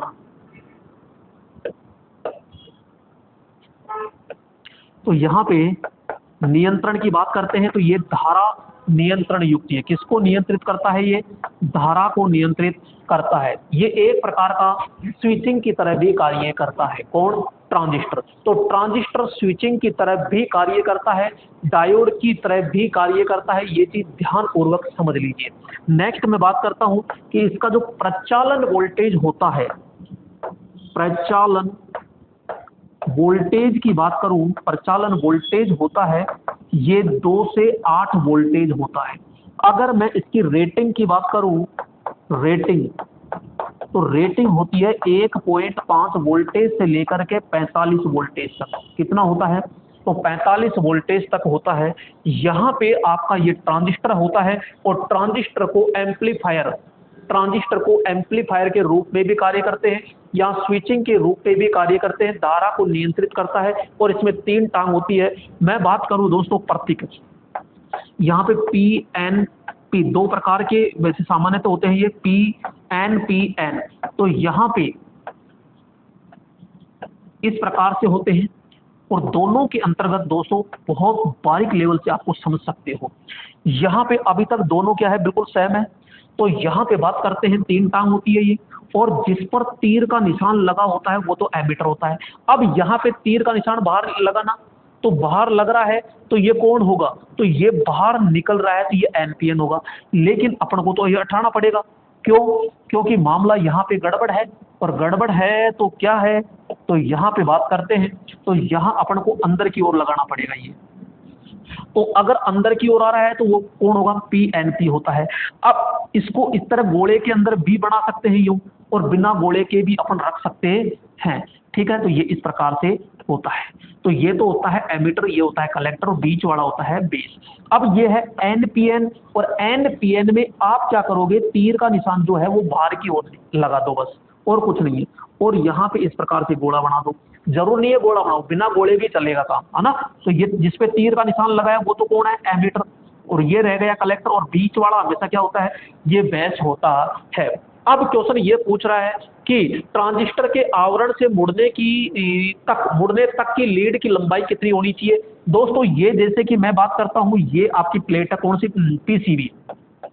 पीसीबी प्रिंटेड सर्किट बोर्ड होता है, और इस ट्रांजिस्टर को इसके ऊपर लगाना है, ठीक है। और जैसे कि मैंने कहा कि ये मेरा ट्रांजिस्टर है, और ट्रांजिस्टर है तो ये भैया लीड मैंने लगाई यहाँ पे, ठीक है, ये लीड लगाई, और इसको जैसे यूं घुमाना है, मुझे यूं घुमाना है, तो ये जो लंबाई होती है, ये लंबाई कितनी होती है, ये लंबाई कितनी होती है, तो ये आपकी 5 mm होती है। कितनी होती है, 5 mm दूर से मोड़ना चाहिए। ज्यादा पास से मोड़ोगे तो इसके अंतर्गत यहाँ पे एरर आ सकता है, लीकेज होने की संभावना ज्यादा होती है। तो राइट ऑप्शन क्या हो जाएगा, यहाँ पे सी ऑप्शन होता है। तो 5 mm दूर से होता है। तो ये सारी जानकारी किसके बारे में है दोस्तों, ये ट्रांजिस्टर के बारे में होती है। अगला प्रश्न देखते हैं, और अगला प्रश्न आपके स्क्रीन पर आ चुका है। और अगला प्रश्न क्या है, आइए जानकारी लेते हैं अगले प्रश्न की। तो यहाँ पे अगला प्रश्न आ चुका है, और अगला प्रश्न क्या है ये देखिएगा दोस्तों। यहाँ पर प्रश्न का कोई वो नहीं है, अथा भंडार है। कौन से दिष्टकारी का मतलब होता है रेक्टिफायर से सीधी सप्लाई से प्रचालित नहीं किया जा सकता है। एक होता है अर्ध तरंग दिष्टकारी, एक होता है सेंटर टैप पूर्ण तरंग दिष्टकारी होता है, एक सेतु का मतलब होता है ब्रिज, और एक होता है वोल्टेज रेगुलेटर। तो दोस्तों यहाँ पे मैं बात करूं दिष्टकारी कारी, दिष्टकारी, यानी कि रेक्टिफायर। ये रेक्टिफायर का जो कार्य होता है, इसका कार्य क्या है, तो सीधा सा कहेंगे कि ये AC2 क्या करता है, DC में बदलता है। और DC भी कैसी होगी, तो बात करेंगे यहाँ पे ये इस प्रकार की होगी भैया, पल्सेटिंग DC होती है। यहाँ पे AC को DC में बदलने की क्रिया क्या कहलाती है, तो मैं क्रिया की बात कर रहा हूं, तो उसे कहते हैं रेक्टिफिकेशन। क्या कहते हैं, तो बात करेंगे रेक्टिफिकेशन, ये लो, ठीक है। अब यहां मैं प्रकार की बात करता हूं, तो दोस्तों यहां पे प्रकार की मैं बात करूं तो सामान्यतः ये 3 यानी 2 प्रकार के होते हैं, सिंगल फेज और 3 फेज में, ठीक है। और सिंगल फेज के अंदर होते हैं ये 3 प्रकार के। तो यहाँ पे मैं बात करूं, यहाँ पे एक होता है दोस्तों half wave rectifier, clear, half wave rectifier. एक होता है यहाँ पे फुल वेव रेक्टिफायर, और एक होता है ब्रिज फुल वेव या फुल वेव ब्रिज रेक्टिफायर। तो यहाँ पे ये ब्रिज रेक्टिफायर हो चुका है। दोस्तों एक एक पॉइंट को बहुत अच्छे से समझ लीजिएगा। यहाँ पे हाफ वेव रेक्टिफायर, ये हो गया आपका फुल वेव रेक्टिफायर, और ये हो गया ब्रिज रेक्टिफायर। ब्रिज रेक्टिफायर को अपन क्या कहेंगे, सेतु। फुल को क्या कहेंगे, पूर्ण तरंग दिष्टकारी कहते हैं। क्या कहेंगे, पूर्ण तरंग दिष्टकारी कहते हैं, और इसको अर्ध तरंग दिष्टकारी के नाम से जाना जाता है। मैं डायग्राम की अगर बात करूं तो यहाँ पे मैं डायग्राम भी बना देता हूं दोस्तों आपके लिए बहुत कुछ करना पड़ रहा है और मैं करता रहूंगा, ये चीज ध्यान से समझ लीजिए आप। यहाँ पे मैं बात करता हूं इस प्रकार से। सबसे पहले ये ट्रांसफार्मर तो वही बनेगा ही बनेगा, इसमें कोई डाउट नहीं है। और यहाँ पे सॉरी,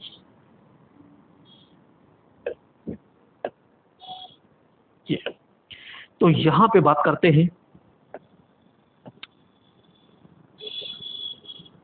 यहां पे जो ट्रांसफार्मर होगा ना, ये स्टेप डाउन ट्रांसफार्मर होगा दोस्तों। कौन सा, स्टेप डाउन ट्रांसफार्मर होगा, और यहां पे लगा देते हैं अपन लोड।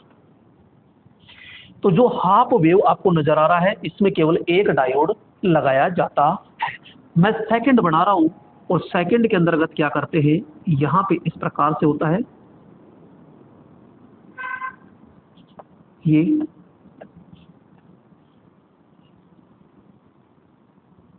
भी स्टेप डाउन होता है। और इसमें जो डायोड की संख्या होती है वो कितनी होती है, तो बात करते हैं इसके अंतर्गत होती है 2। कितनी होगी, 2। लेकिन दोस्तों इसमें लफड़ा ये रहता है कि इसमें जो लोड लगाया जाता है, वो लोड कहाँ से लिया जाता है, तो वो सेंटर टैप से लिया जाता है, यहाँ से इस प्रकार से। नेक्स्ट अगर मैं बात करूं यहाँ पे फुल वेव, और फुल वेव के अंतर्गत क्या होता है, तो ये तो रहेगा ही रहेगा, इसमें तो कोई डाउट ही नहीं है, ये इस प्रकार से, और ये भी स्टेप डाउन ही रहेगा, ठीक है। तो यहाँ पे एक डायोड ये लग गया। एक डायोड जो लगा होता है दोस्तों, ये इस प्रकार से होता है। यहाँ पे बात करते हैं इस प्रकार से,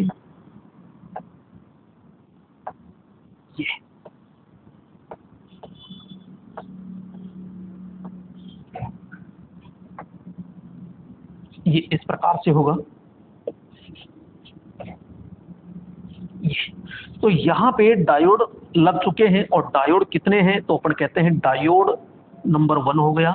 इसमें मेरे दोस्तों डायोड आपका 1 और डायोड नंबर 2, इसमें डायोड 1, इसमें डायोड 2 और डायोड 3 और डायोड 4 होते हैं। तो ये आपका ब्रिज रेक्टिफायर हो गया, यहाँ पे आपका फुल वेव रेक्टिफायर हो गया, और ये आपका हाफ वेव रेक्टिफायर होता है। दोस्तों आपको आराम से समझा जा सकता है।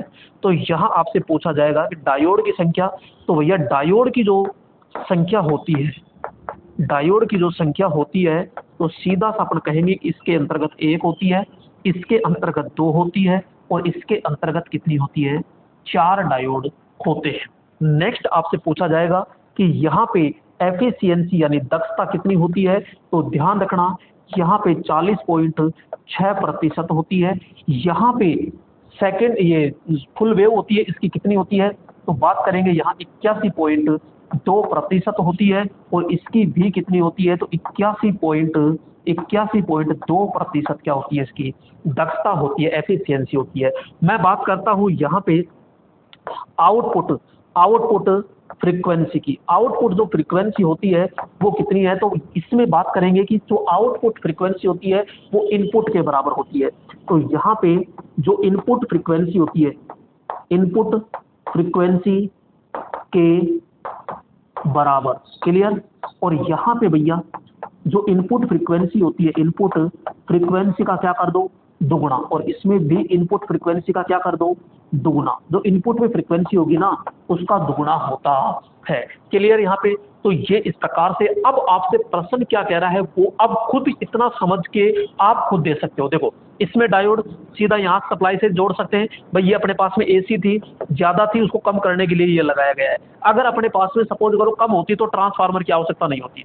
यहाँ पे देखो यहाँ ट्रांसफार्मर लग रहा है, यहाँ एसी है, इसमें यहाँ सेंटर टैप लगाना पड़ता है, इसको डायरेक्ट सप्लाई नहीं दे सकते, इसको अपन डायरेक्ट सप्लाई दे सकते हैं। इसमें एक साथ ध्यान रखना, एक साथ दो डायोड ऐसे प्रयोग में कार्य करते हैं, ये दोनों काम करेंगे तो ये दोनों बंद रहेंगे, फिर ये दोनों काम करेंगे तो ये बंद रहेगा, इस प्रकार से ये काम करते हैं। तो यही तो कह रहा है कि सीधी ही सप्लाई से प्रचालित नहीं किया जाता। अरे सीधा सप्लाई किसको नहीं दे सकते, इसको तो दे सकते हो ना, क्योंकि यहाँ पे ये पॉइंट है तो यहाँ दे सकते हो, इसको आराम से दे सकते हो यहाँ से, लेकिन इसमें तो ये सेंटर टैप लग रहा है तो इसको नहीं दे सकते। तो अपन कहेंगे जो फुल वेव जो रेक्टिफायर है इसको सीधा सप्लाई से नहीं जोड़ा जा सकता। तो अर्ध तरंग दिष्टकारी हो गया, सेंटर टैप पूर्ण तरंग, तो ये सेंटर टैप का अपन प्रयोग करेंगे। यहाँ पे सेंटर टैप पूर्ण तरंग दिष्टकारी का अपन क्या करते हैं प्रयोग किया जाता है, क्लियर। तो ये सारी चीजें अपन ने पढ़ ली दोस्तों। आगे चलते हैं और अगला प्रश्न आता है दोस्तों यहाँ पर, और अगला प्रश्न आ चुका है यहाँ पे आपकी स्क्रीन पर, और आगे अगला प्रश्न आ चुका है ये। तो दोस्तों समझिएगा, मैं कमेंट देख लेता हूँ। तो यहाँ पे चलो कोई दिक्कत नहीं है। तो अगला प्रश्न है,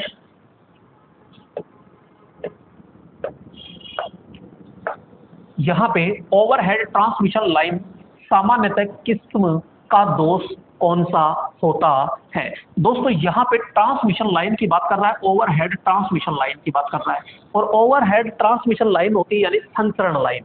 क्या संचरण, या आप पारेषण कह सकते हो, क्या कह सकते हो पारेषण कह सकते हो, पारेषण। और पारेषण को ही अपन क्या कहते हैं ये, ठीक है, पारेषण लाइन, पारेषण लाइन दोष, ये लो। अब यहाँ पे जो दोष है इसको मेरे दोस्तों दो भागों में बांट दिया। कितने भागों में, दो भागों में बांट दिया गया। और दो भागों में जब बांट दिया जाता है तो एक होता है आपके यहाँ पे ओपन सर्किट, ओपन सर्किट दोष, और एक होता है शॉर्ट सर्किट। क्या होता है यहाँ पे short circuit fault, clear. Next अगर बात करते हैं तो ओपन सर्किट जो होते हैं ना ये तीन प्रकार के होते हैं दोस्तों। एक खुला तार, यानी कि एक तार खुल करके नीचे लटक गया, टच नहीं है, खुल करके लटक गया, तो वो क्या हुआ है एक खुला दोष, एक तार खुला दोष, एक चालक खुला दोष। इसमें एक की जगह कितना आ जाएगा, दो चालक खुला दोष, खुला का मतलब ओपन। और एक होता है यहाँ पे तीन चालक खुला दोष। तो ये चीजें आपको समझ में आई। नेक्स्ट यहाँ पे बात करते हैं कि जो शॉर्ट सर्किट होता है, यहाँ पे जो शॉर्ट सर्किट होता है ये दो प्रकार के होते हैं दोस्तों। कितने प्रकार के होंगे, दो प्रकार के होते हैं। और दो प्रकार के कौन कौन से होते हैं, तो बात करते हैं सममित और असममित। सममित को कहते हैं सिमेट्रिकल, इसे क्या कहते हैं तो सिमेट्रिकल। तो यहाँ पे इसको सिमेट्रिकल कहते हैं और इसको कहते हैं तो ये अनसिमेट्रिकल हो गया। क्या हो गया? अनसिमेट्रिकल हो गया। यहां पे दोस्तों इसके अंतर्गत दो आते हैं। इसके अंतर्गत कितने दोष आते हैं? दो दोष आते हैं। और दो दोष कौन से हैं? तो वो चीज देखिएगा। दो दोष यहां पे होता है लाइन लाइन लाइन, एक होता है line line line to ground. तो यहां पे इस प्रकार के तीन लाइन आपस में टच हो जाए और तीन लाइन टच होकर के ग्राउंड से टच हो जाए, तो ये इन दोनों को ही अपन डेड सर्किट दोष भी कहते हैं। डेड सर्किट दोष भी कहते हैं। डेड सर्किट दोष कहते हैं। दूसरी चीज जो सिमेट्रिकल जो होता है ना, ये मात्र 2 से 3% होता है। 2 से 3% होता है। और ये जो होता है ये खतरनाक होता है, सबसे डेंजर, खतरनाक। तो ये लोग खतरनाक, तो ये खतरनाक भी होता है। यहां पे बात करते हैं अनसिमेट्रिकल। और अनसिमेट्रिकल के अंतर्गत ध्यान से देखिएगा, यहां पे एक तार जो होता है, ये एक तार टूट करके ग्राउंड से टच हो गया, ये एलजी दोष।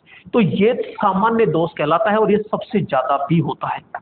इसे कहते हैं मेरे दोस्तों सामान्य, क्या कहते हैं? सामान्य दोष। और ये कितना होता है? तो लगभग बात करते हैं 70% के लगभग। नेक्स्ट बात करते हैं यहां पे एल यानी दो तार टूट करके आपस में टच हो गए, और टच हो गए तो ये लगभग कितना होता है? तो अपन कहते हैं कि ये 20 से 30% होता है। नेक्स्ट तीसरा जो होता है ये लाइन टू ग्राउंड, यानी दो तार जमीन से स्पर्श हो गए, तो यहां पे मेरे दोस्तों ये लगभग 10 से 15% होता है। तो यहां पे इस प्रकार से अपन ने पूरा का पूरा डिवाइडेशन कर दिया है। तो दोस्तों आपसे क्वेश्चन ऐसे पूछा जाएगा कि सबसे कम और सबसे ज्यादा। तो सबसे कम तो ये हो गया। तो यहां पे बात करेंगे ये कि ये जो सिमेट्रिकल होता है ना, ये जो सिमेट्रिकल होता है ये तो होता है सबसे कम, सबसे कम। और यहां पे बात करेंगे कि ये जो होता है ये होता है सबसे ज्यादा, यहां पे सबसे ज्यादा। क्लियर दोस्तों?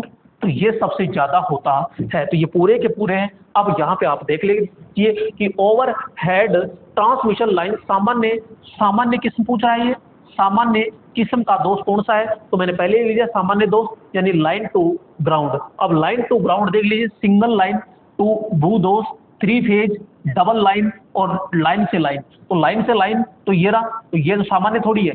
डबल लाइन टू भू दोष ये भी नहीं है, और सिंगल लाइन टू भू दोष। तो राइट ऑप्शन क्या हो जाएगा? ए ऑप्शन होता है, क्योंकि यहाँ पे लाइन टू ग्राउंड दोष होता है। बोलो समझ में आया कि नहीं आया? बोलो दोस्तों, इस तरह आप पढ़ोगे तो मैं बार बार कह रहा हूं कहीं भी अटकने नहीं दूंगा, क्योंकि पूरे YouTube चैनल पर मैंने पूरा थ्योरेटिकल रामबाण बैच निकाला है, ये चीज ध्यान रखना। और अब जो आ रहा है ऐप के ऊपर पूरा फाउंडेशन 0 लेवल से हाई लेवल तक सुपर आ रहा है। दोस्तों यहाँ पे पढ़ाने का तरीका देखिएगा, मेरी राइटिंग पे मत जाइएगा, क्योंकि थोड़ा सा हाथ अभी बैठा नहीं है इस वजह से। तो राइटिंग पे आप मत जाना, मैं बार बार कह रहा हूँ कंटेंट पे जाना। अभी तो देखते जाओ धीरे धीरे क्या डेवलप करता हूँ। 599 रुपए कोई माई बाप नहीं है दोस्तों। अब जो स्टूडेंट एक एक नंबर आधे नंबर से रह गए, उनसे पूछिएगा क्या उन पर बीत रही है। और अभी से आगामी जो 10,000 जो लोको पायलट की भर्ती है ना, उसके लिए अभी से आप बैच ज्वाइन कर लीजिए। मैं गारंटी के साथ कहता हूं, अगर रह जाओ तो 10 गुना फीस देने के लिए मैं तैयार हूं। इस चीज को ध्यान रखिएगा। लेकिन आप शुरू से एंड तक प्रॉपर तरीके से मेरी क्लास देखते रहिएगा, क्योंकि वहां पे एक एक पॉइंट तरीके से पूरे डिटेल के साथ पढ़ा करके उसका ऑब्जेक्टिव भी हाथों हाथ में करवा रहा हूं। तो ये थोड़ा सा ध्यान रखिएगा। तो यहाँ पे ये पूरा कंटेंट है। तो यहाँ पे अपन ने देख लिया, तो राइट ऑप्शन लगाई दिया। और यहाँ पे आगे चलते हैं।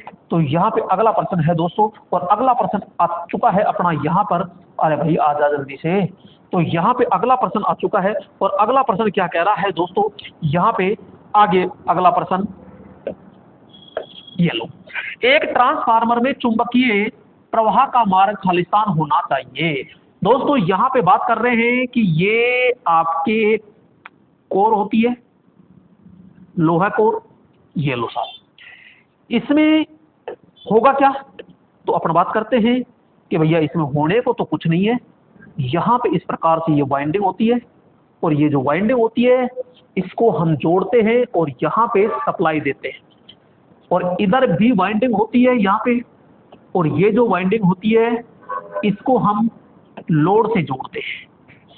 और दूसरी बात अपन बात करेंगे कि जिसको सप्लाई से जोड़ते हैं वो होती है हमारी प्राइमरी, और जिसको लोड से जोड़ते हैं वो होती है हमारी सेकेंडरी। दोनों जो वाइंडिंग है किस रूप से जुड़ी है, सप्लाई इसको दे रहे हैं तो विद्युत से तो जुड़ रही नहीं है। जैसे ही होता है तो इसके अंतर्गत मेरे दोस्तों ये चुंबकीय क्षेत्र पैदा हो जाता है, तो ये चुंबकीय क्षेत्र हो जाता है, और चुंबकीय क्षेत्र भाई साहब इस रास्ते में जाता है। ये चुंबकीय फ्लक्स चला गया चला गया चला गया और ये चला गया, तो यहाँ पे ये चुंबकीय फ्लक्स हो गया, और चुंबकीय फ्लक्स के लिए ये मार्ग तैयार हो चुका है। तो यहाँ पे ये जो मार्ग होता है ये सिलिकॉन स्टील की पतली पतली पत्तियों से बनाया जाता है। सिलिकॉन की इसलिए ताकि स्ट्रेसेस हानि ना हो, और पतली और लेमिनेटेड इसलिए बनाया जाता है ताकि एडी करंट हानि ना हो। यानी कि कम से कम चुंबकीय सॉरी कम से कम क्या होना चाहिए, प्रतिष्ठम होना चाहिए, रिलक्टेंस कम से कम होना चाहिए मेरे दोस्तों। तो यहाँ पे बात करते हैं कि ये चुंबकीय फ्लक्स मार्ग होता है, और ये चुंबकीय जो फ्लक्स मार्ग होता है ये आपका कैसा होना चाहिए, तो निम्न प्रतिष्ठम्भ, निम्न प्रतिष्ठम्भ कह दीजिए, या इसी को अनिच्छा या इसी को प्रतियाय कहते हैं। प्रतिष्ठम कह दीजिए, अनिच्छा कह दीजिए, प्रतियाय कह दीजिए, और इसे रिलक्टेंस कहते हैं। रिलक्टेंस क्या कहते हैं, रिलक्टेंस कहते हैं। तो दोस्तों यहाँ पे ये चार नाम हैं प्रतिष्ठम के, यानी धारा के मार्ग में जो बाधा डालता है उसे तो प्रतिरोध कहते हैं, और जो चुंबकीय फ्लक्स के मार्ग में जो बाधा डालता है उसे बोलो क्या कहते हैं, यहाँ पे प्रतिष्ठम कहते हैं। तो प्रतिष्ठम कैसा होना चाहिए, तो अपन कहते हैं निम्न होना चाहिए। तो उच्च प्रतिरोध, निम्न प्रतिरोध, उच्च अनिच्छा, निम्न अनिच्छा, तो बात करेंगे भैया निम्न अनिच्छा होना चाहिए, तो निम्न रिलक्टेंस होना चाहिए। तो ये पूरा का पूरा अपन तरीके से देखा है। यहाँ पे आपसे पूछा जाएगा कि जो ट्रांसफार्मर होता है ये केवल किस पर काम करता है, तो अपन कहेंगे भैया एसी पर काम करता है। इसकी आपसे पूछा जाएगा दोस्तों कि रेटिंग क्या होती है, अरे इसकी रेटिंग होती है दोस्तों मेरे केवीए। किसकी होती है, तो आप एक और मशीन बताइएगा जिसकी रेटिंग केवीए होती है, कमेंट कीजिएगा। यहाँ पे आपसे पूछा जाएगा दोस्तों कि सिद्धांत, अरे इसका सिद्धांत क्या होता है, तो भैया इसका सिद्धांत होता है चुंबकीय प्रेरण सिद्धांत होता है, इसका अन्योन्य प्रेरण होता है, म्यूचुअल इंडक्टेंस होता है, सह प्रेरण होता है, आपसी प्रेरण होता है। एक नाम नहीं है, अनेक सारे नाम होता है, लेकिन मैं तो यहाँ एक नाम लिख देता हूँ, अन्योन्य प्रेरण होता है। नेक्स्ट आपसे बात करते हैं कि यहाँ पे जो आपका ये ट्रांसफार्मर होता है इसमें सामान्यतः कितनी वाइंडिंग होती है, तो यहाँ पे बात करते हैं कि यहाँ पे सामान्यतः कितनी वाइंडिंग होती है, तो अपन बात करते हैं 2 वाइंडिंग होती है। ये किसे परिवर्तित करता है, परिवर्तित का मतलब होता है चेंज, और ये चेंज करता है वोल्टेज व धारा को। तो अपरिवर्तित इसमें क्या रहता है, अपरिवर्तित। और दोस्तों अपरिवर्तित क्या होता है, तो पहली प्राथमिकता अपन क्या किसको देंगे, पावर को, व फ्रीक्वेंसी इसमें क्या होती है, नो चेंज होती है, केवल वो ट्रांसफर होती है। तो पूरी डिटेल अपन ने समझ ली दोस्तों। नेक्स्ट आगे चलते हैं, और अगला प्रश्न आपके स्क्रीन पर आ चुका है। तो अगला प्रश्न आ चुका है दोस्तों, यहाँ पे ये अगला प्रश्न आ चुका है, ये आ चुका है। तो यहाँ पे, अरे भाई आजा, तू नाराज क्यों होता है रे। एक ट्रांसफार्मर में इस्तेमाल लेमिनेशन की मोटाई आमतौर पर खालिस्तान होती है। दोस्तों यहाँ पे बात कर रहे हैं कि ये आपको नजर आ रही है, और इसे कहते हैं क्रोड, क्या कहते हैं, या फिर आप कह सकते हो कोर कह सकते हो यहाँ पे, और इसी को कहते हैं अपन क्या, क्रोड। और ये किसकी बनी होती है, तो ये वैसे तो अगर बात करें बेस्ट के लिए तो यहाँ पे CRGO old rolled grain Orient के बनाते हैं, लेकिन सामान्य तौर पर ये सिलिकॉन स्टील की लेमिनेटेड पत्तियों से बनाई जाती है। तो ध्यान रखिएगा यहाँ पे जो कोर होती है इस कोर का मेन काम क्या होता है? तो कोर का मेन काम होता है चुंबकीय फ्लक्स को मार्ग प्रदान करना, यानी कि यहाँ पे चुंबकीय चुंबकीय फ्लक्स को मार्ग प्रदान करना। दूसरा, यहाँ पे जो चुंबकीय फ्लक्स होता है उसको पूरा का पूरा क्या करना है? चुंबकीय फ्लक्स होता है तो उसको पूरा का पूरा एक सघन बनाया जाता है। जो आपकी कोर होती है ये किसकी बनी होती है? तो बात करेंगे यहाँ पे सिलिकॉन स्टील की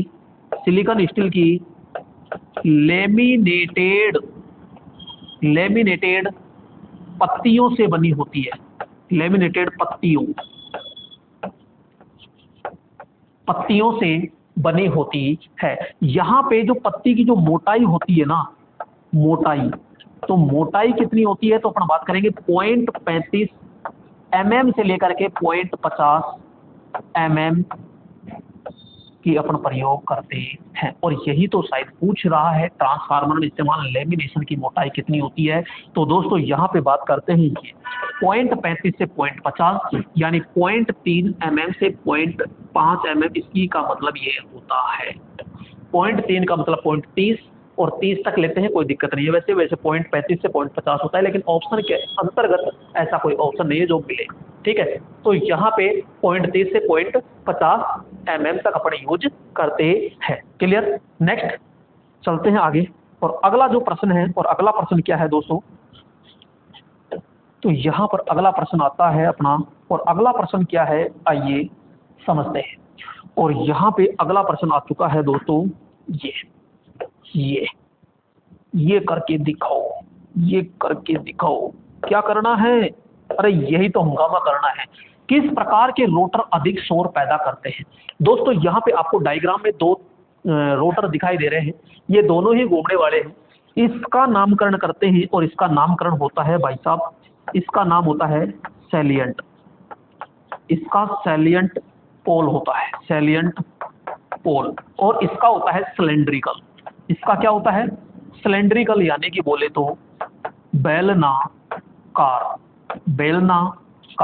अब यहां से इसका व्यास देख लीजिए, इसका व्यास तो ये हो गया, और भाई साहब इसकी लंबाई होती है ये, इसकी लंबाई ये देख लीजिए, और इसका व्यास ये देख लीजिए। आप ध्यान पूर्वक देख लीजिए। यहां पे बात करते हैं सैलिएंट। क्लियर? और एक तरफ लिखा अपन ने बेलनाकार। थोड़ा सा डाटा इसके अंदर जमा लेते हैं। आइए एक एक पॉइंट पे चर्चा करते हैं। सबसे पहले मैं बात करता हूं व्यास। तो इसका व्यास ये देख लीजिए, तो व्यास ज्यादा, ये लो। इसका व्यास कम। इसमें लंबाई की बात करिएगा, तो लंबाई की अगर बात करते हैं तो कम, और इसकी लंबाई क्या है? ज्यादा। क्लियर? यहाँ पे दूसरी चीज, यहाँ पे पोल की बात कीजिएगा, तो पोल इसके अंतर्गत जो होते हैं 6 से 40 होते हैं, और मात्र इसमें 2 या 4 होते हैं। मैं गति की अगर बात करता हूं तो भैया इसकी गति होती है 150 आरपीएम से लेकर के 1000 आरपीएम तक, ठीक है। और इसकी गति होती है 1500 से लेकर के 3000 आरपीएम। ये दोनों एक ही जगह मान लेना ना, गति हो गई। दूसरी चीज अपन बात करते हैं आवाज। यहाँ पे ये आवाज अधिक करेगा क्योंकि ये चौड़ाई ज्यादा है, और ये करेगा मेरे दोस्तों कम। मैं वोल्टेज की बात करता हूँ, वोल्टेज पैदा कौन सा करेगा? तो ये भाई साहब कम पैदा करता है, और ये क्या करेगा? ज्यादा पैदा करता है। यहाँ पे उपयोग की बात करते हैं, तो इसका उपयोग अपना हाइड्रो टरबाइन, ठीक है। दूसरा है पवन चक्की, ठीक है, पवन चक्की, और दूसरा हाइड्रो हो गया, पवन चक्की आदि में अपन प्रयोग करते हैं। नेक्स्ट इसका जो प्रयोग करते हैं, कहाँ करते हैं? तो बात करेंगे थर्मल के अंदर प्रयोग करते हैं। इसका ट्रबो के अंदर का प्रयोग करते हैं। तो यहाँ पे ट्रबो, तो ट्रबो अल्टरनेटर के अंतर्गत प्रयोग करते हैं। दूसरा अपन बात करते हैं आपका परमाणु रिएक्टर, यानी कि परमाणु थर्मल ये सॉरी क्या बोलते हैं, nuclear power plant, nuclear thermal power plant आदि के अंतर्गत इसका प्रयोग किया जाता है। तो सबसे बेस्ट रहता है ये, ठीक है। तो ये चीज ध्यान रखना, इसका यांत्रिक संतुलन अच्छा होता है। इसका यांत्रिक संतुलन क्या होता है, बेकार होता है। किस प्रकार के रोटर में अधिक शोर पैदा होता है, शोर का मतलब आवाज, आप देख लीजिए मैंने लिख दिया यहाँ पे आवाज, आवाज का मतलब सैलिएंट, सैलिएंट का मतलब ये हो गया। तो सैलिएंट पोल रोटर होता है, राइट ऑप्शन क्या हो जाएगा, ए ऑप्शन होता है। अगला प्रश्न देखिएगा, और अगला प्रश्न आता है यहाँ पे। अगला प्रश्न देखते हैं, और अगला प्रश्न क्या है, और अगला प्रश्न है हमारा ये। तो ये करके दिखाओ। तो यहाँ पे अगला प्रश्न आ चुका है दोस्तों, ये यहाँ पे एक इंडक्शन मोटर की जॉगिंग क्या है। भैया एक इंडक्शन मोटर यानी कि प्रेरण मोटर, अरे ये प्रेरण मोटर होती है। और प्रेरण मोटर की क्या करते हैं, जब रीवाइंडिंग करते हैं ना, क्या करते हैं, रीवाइंडिंग।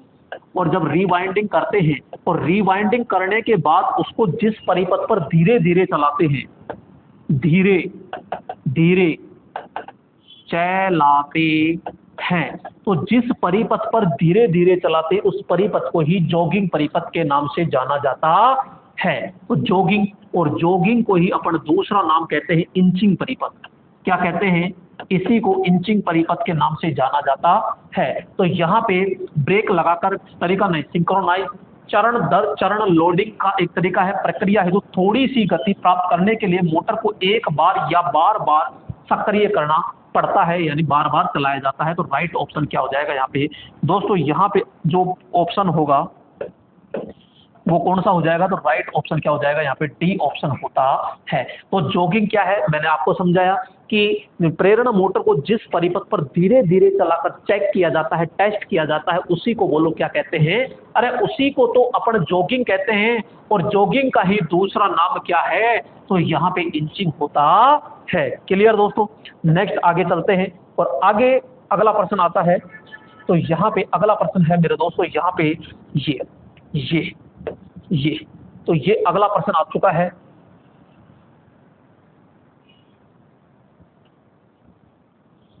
ये आपको क्या है, तो ड्राई सिलिका जेल का रंग कैसा होता है। दोस्तों मैंने अभी थोड़ी देर पहले आपको बताया था कि यहाँ पे ये कहाँ लगाई जाती है। सबसे पहले यहाँ पे अपन ने ट्रांसफार्मर बनाया, फिर यहाँ दो पाइप हुए, और दो पाइप से एक गोल सा भाग होता है जिसे कंजर्वेटर कहते हैं।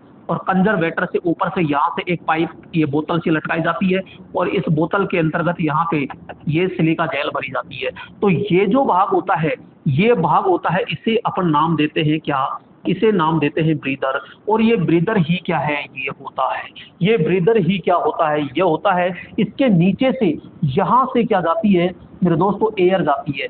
ये एयर क्या है, ऐसे करके यूं जाती है। तो बाहर से ये हवा जाती है, तो बाहर की हवा में क्या होती है, तो अपन कहते हैं नमी होती है। इस नमी को ये जो सिलिका जेल होती है ये सोख लेती है। क्या कर लेती है, सिलिका जेल सोख लेती है। तो इसके अंतर्गत यहाँ पे मेरे दोस्तों क्या भरी होती है, तो बात करते हैं सिलिका, क्या होती है, सिलिका जेल होती है।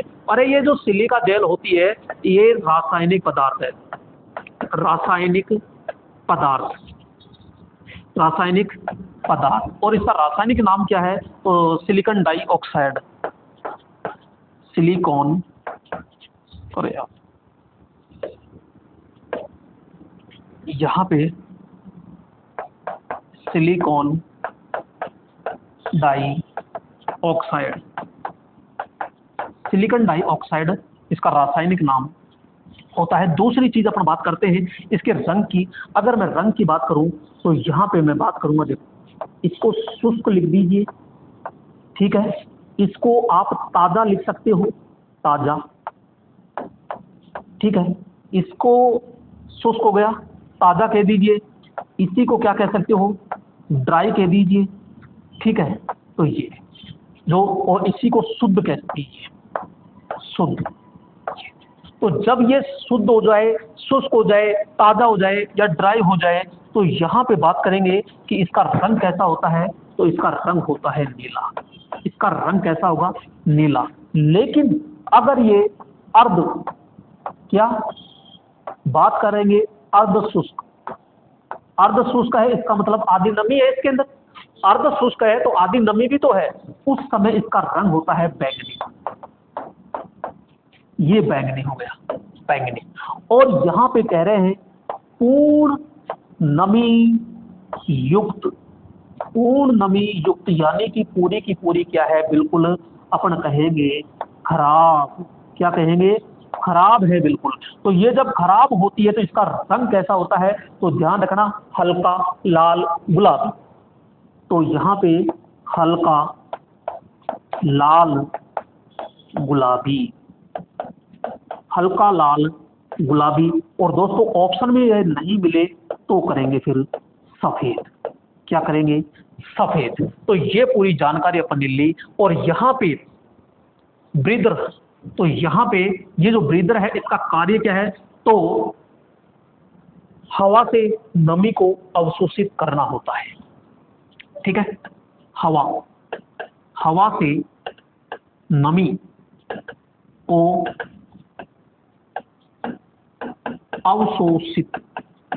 अवशोषित करना, ये इसका कार्य होता है। जो ट्रांसफॉर्मर में ये लगाया जाता है, कहाँ लगाया जाता है, तो यहाँ पे ये लगाया जाता है, ठीक है। तो ये कह रहा है ड्राई, ड्राई का मतलब दोस्तों ये रहा, और ड्राई का मतलब सूखा यानी कि नीला, और राइट ऑप्शन हो गया ये आपका नीला, ठीक है। अगला प्रश्न आता है दोस्तों यहाँ पे, और ये आ चुका है, और ये यहाँ पे अगला प्रश्न, और अगले प्रश्न की ओर बढ़ चुके हैं। और अगला प्रश्न आ चुका है दोस्तों यहाँ पे, और अगला प्रश्न आ चुका है ये थर्मल पावर प्लांट यानी संयंत्रों में किस तरह के अल्टरनेटर का प्रयोग किया जाता है। दोस्तों थोड़ी सी देर पहले ही मैंने बताया था thermal power plant, silent rotor हो गया, स्क्वायरल केज रोटर हो गया, सिलेंड्रिकल हो गया, रोटर हो गया। तो दोस्तों थर्मल पावर प्लांट यानी तापीय ऊर्जा संयंत्र कह दो, ठीक है भाई, तापीय कह दो, या फिर आप इसी को वाष्प कह सकते हो, ठीक है, वाष्प, ठीक है, इसी को आप भाप कह सकते हो, ठीक है, यहीं पे आप परमाणु कह सकते हो, परमाणु, ठीक है। तो तापीय, वाष्प, भाप, परमाणु। दूसरा टर्बो अल्टरनेटर। तो इन सभी के अंतर्गत कौन सा आएगा, तो अपन कहेंगे तो यहाँ पे सिलेंड्रिकल,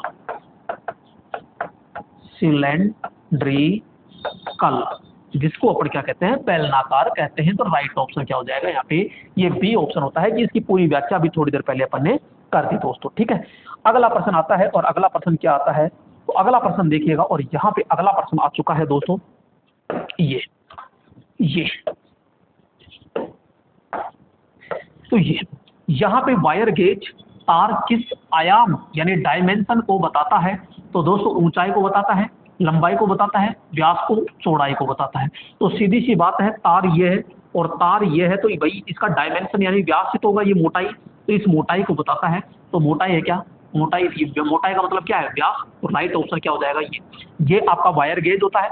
तो इसका ये जो गैप होता है, ये गैप के अंतर्गत ये वायर होता है, तो वायर को इसके अंतर्गत देते हैं और दे करके इसकी मोटाई को माप लेते हैं। और मोटाई को किस में मापते हैं, तो ध्यान रखना SWG के अंतर्गत मापते हैं, या फिर किस में मापते हैं, तो MM के अंतर्गत मापते हैं। SWG यानी कि स्टैंडर्ड वायर गेज होता है। तो यहाँ पे आराम से माप लेते हैं। इसके अंतर्गत टोटल कितने होते हैं, 36 होल होते हैं। तो देखो 32, 33, 34, 35 और ये 36, ठीक है, आपको दिखाई दे रहा होगा। तो यहाँ पे 36 होल होते हैं, ये 36 इसके अंदर खांचे होते हैं।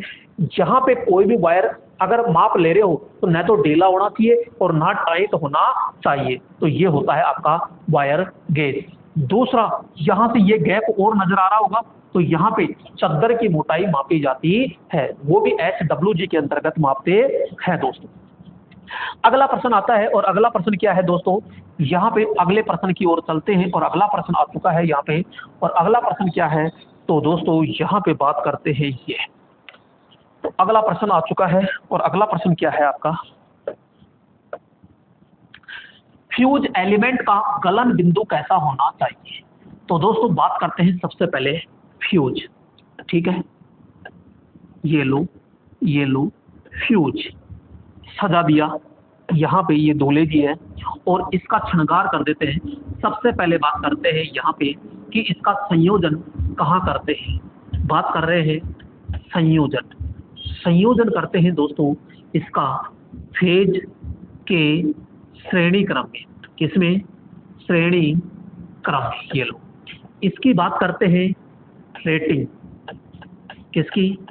तो यहाँ रेटिंग किसमें लेते हैं? तो अपन बात करते हैं एम्पियर में। किसमें लेते हैं? एम्पियर में। नेक्स्ट बात करते हैं इसका सिद्धांत। सिद्धांत की अगर बात करते हैं तो ये ऊष्मीय, ऊष्मीय कह दीजिए चाहे तापीय कह दीजिए। यहाँ पे बात करते हैं क्या कार्य क्या है इसका? तो भैया ये सुरक्षा किसकी करता है? कार्य कह दो। तो ये पहला कार्य होता है अपनी क्षमता से अतिरिक्त धारा को रोकना। क्षमता से अधिक, क्षमता से अधिक, क्षमता से अधिक धारा रोकना, क्षमता से अधिक धारा को रोकना। नेक्स्ट अपन बात करते हैं यहाँ पे जो फ्यूज होता है इसके अंतर्गत तार कौन सा होता है? तार। तो दोस्तों तार की अगर बात करते हैं तो यहाँ पे टिन प्लस सीसा, टिन प्लस सीसा। दूसरा अगर मैं बात करूं तो यहाँ पे चांदी। नेक्स्ट अगर मैं बात करूं नंबर 3 तो यहाँ पे कॉपर। नेक्स्ट अगर बात करूं मैं तो एल्यूमिनियम।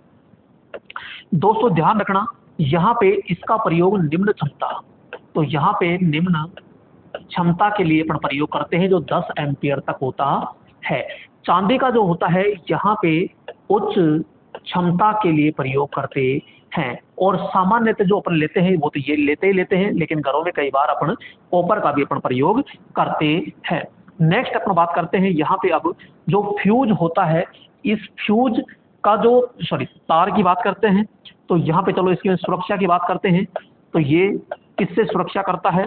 तो भैया ये सुरक्षा करता है यहाँ पे ओवरलोड धारा, ओवरलोड धारा व शॉर्ट सर्किट धारा। ठीक है, तो इन दोनों क्या करता है? ये सुरक्षा करता है। जो फ्यूज होता है इसका फ्यूजिंग फैक्टर की बात करते हैं। फ्यूजिंग फैक्टर तो हमेशा 1 से क्या होता है? अधिक। 1 से क्या होता है? इसका अधिक होता है। अब बात आती है यहाँ पे जो तार है, तार का गुण, तार का गुण। तो तार का गुण क्या है? पहला गुण गलनांक। गलनांक क्या होना चाहिए? तो भैया निम्न होना चाहिए। दूसरी चीज चालकता, चालकता इसके अंतर्गत उच्च होनी चाहिए।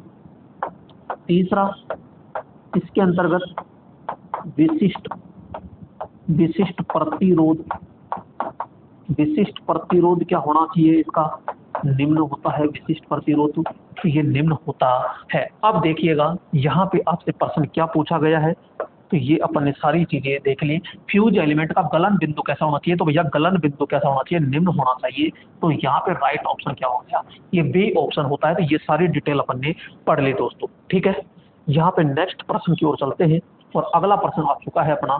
और अगला प्रश्न क्या है? आइए समझते हैं अगले प्रश्न को। और अगला प्रश्न आ चुका है यहाँ पे, और ये तो बहुत अच्छा प्रश्न है। और यहाँ पे जब अच्छा प्रश्न है तो इसका भी काम तमाम अपन कर ही देते हैं। अब यहाँ पे कह रहा है कि डीसी मशीन, डीसी मशीन का मतलब होता है इसके अंतर्गत कि मोटर भी होती है और जनरेटर भी होता है। ठीक है, दिक् परिवर्तक का मतलब होता है कि कम्यूटेटर के खंड किसके बने होते हैं? मैं बात करता हूं यहाँ पे कम्यूटेटर। कम्यूटेटर को अपन क्या क्या कह सकते हैं? तो यहाँ पे उपनाम की मैं बात करूं तो दिक् परिवर्तक। यहाँ पे मैं कह सकता हूं इसको खंडित वलय, खंडित वलय। नेक्स्ट बात करते हैं स्प्लिट रिंग भी कहते हैं। कम्यूटेटर कह दो, दिक् परिवर्तक कह दो, खंडित वलय कह दो, स्प्लिट रिंग आप कह सकते हो। ठीक है, तो ये दूसरी चीज बात करते हैं यहाँ पे जो कम्यूटेटर होता है इसका कार्य क्या होता है? मेरे दोस्तों मैं कार्य की बात कर रहा हूं। तो पहला कार्य इसका AC टू क्या करना होता है? DC। दूसरा कार्य क्या करता है, DC2 क्या करता है, AC करता है। ठीक है, और यहाँ पे मैं अब बात करूं जैसे जनरेटर, तो जनरेटर में तो ओनली फॉर क्या करेगा, AC2 DC करेगा, और मोटर में क्या करता है, DC2 क्या करता है, ये AC करता है। जब DC में बदलता है तो DC ओनली फॉर कैसी होती है, तो दोस्तों पल्सेटिंग DC होती है। यहाँ पे ये आपको पत्तियां नजर आ रही है दोस्तों, ये जो पत्तियां नजर आ रही है इसको कहते हैं खंड।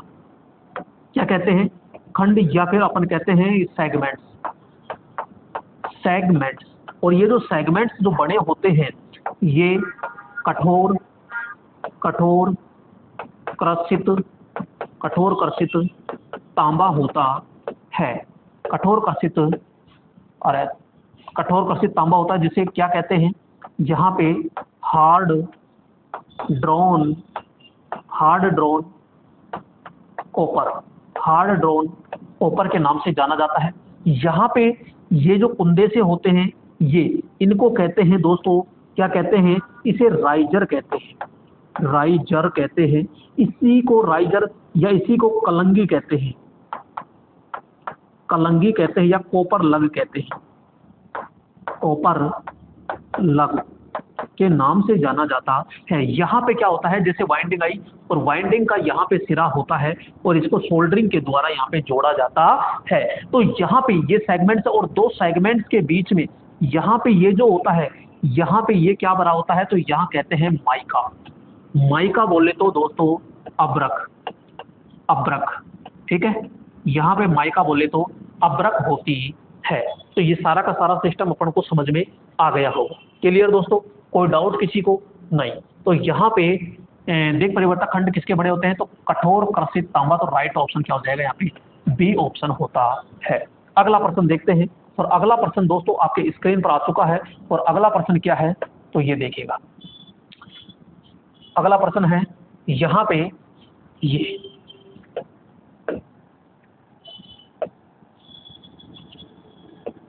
दोस्तों मजा आ रहा है कि नहीं आ रहा, आ रहा है ना। ये मत देखना क्वेश्चन कितने हैं कितने नहीं है, आप पूरी डिटेल के साथ देखो। निम्न में से कौन सी विधि तीन ध्रुवीय गिलहरी पिंजरे जैसी मोटर की गति नियंत्रण होती है। दोस्तों साफ साफ कह रहा है तीन ध्रुवीय गिलहरी पिंजरा मोटर, यानी 3 फेज जो गिलहरी पिंजरा प्रेरण मोटर होती है उसमें जो गति नियंत्रण की विधि कौन सी है। तो दोस्तों यहाँ पे बात करते हैं पिंजरा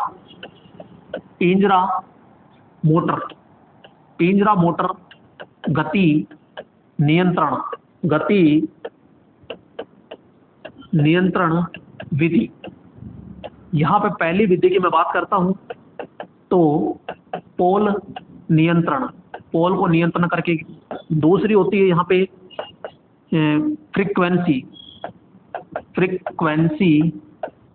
फ्रीक्वेंसी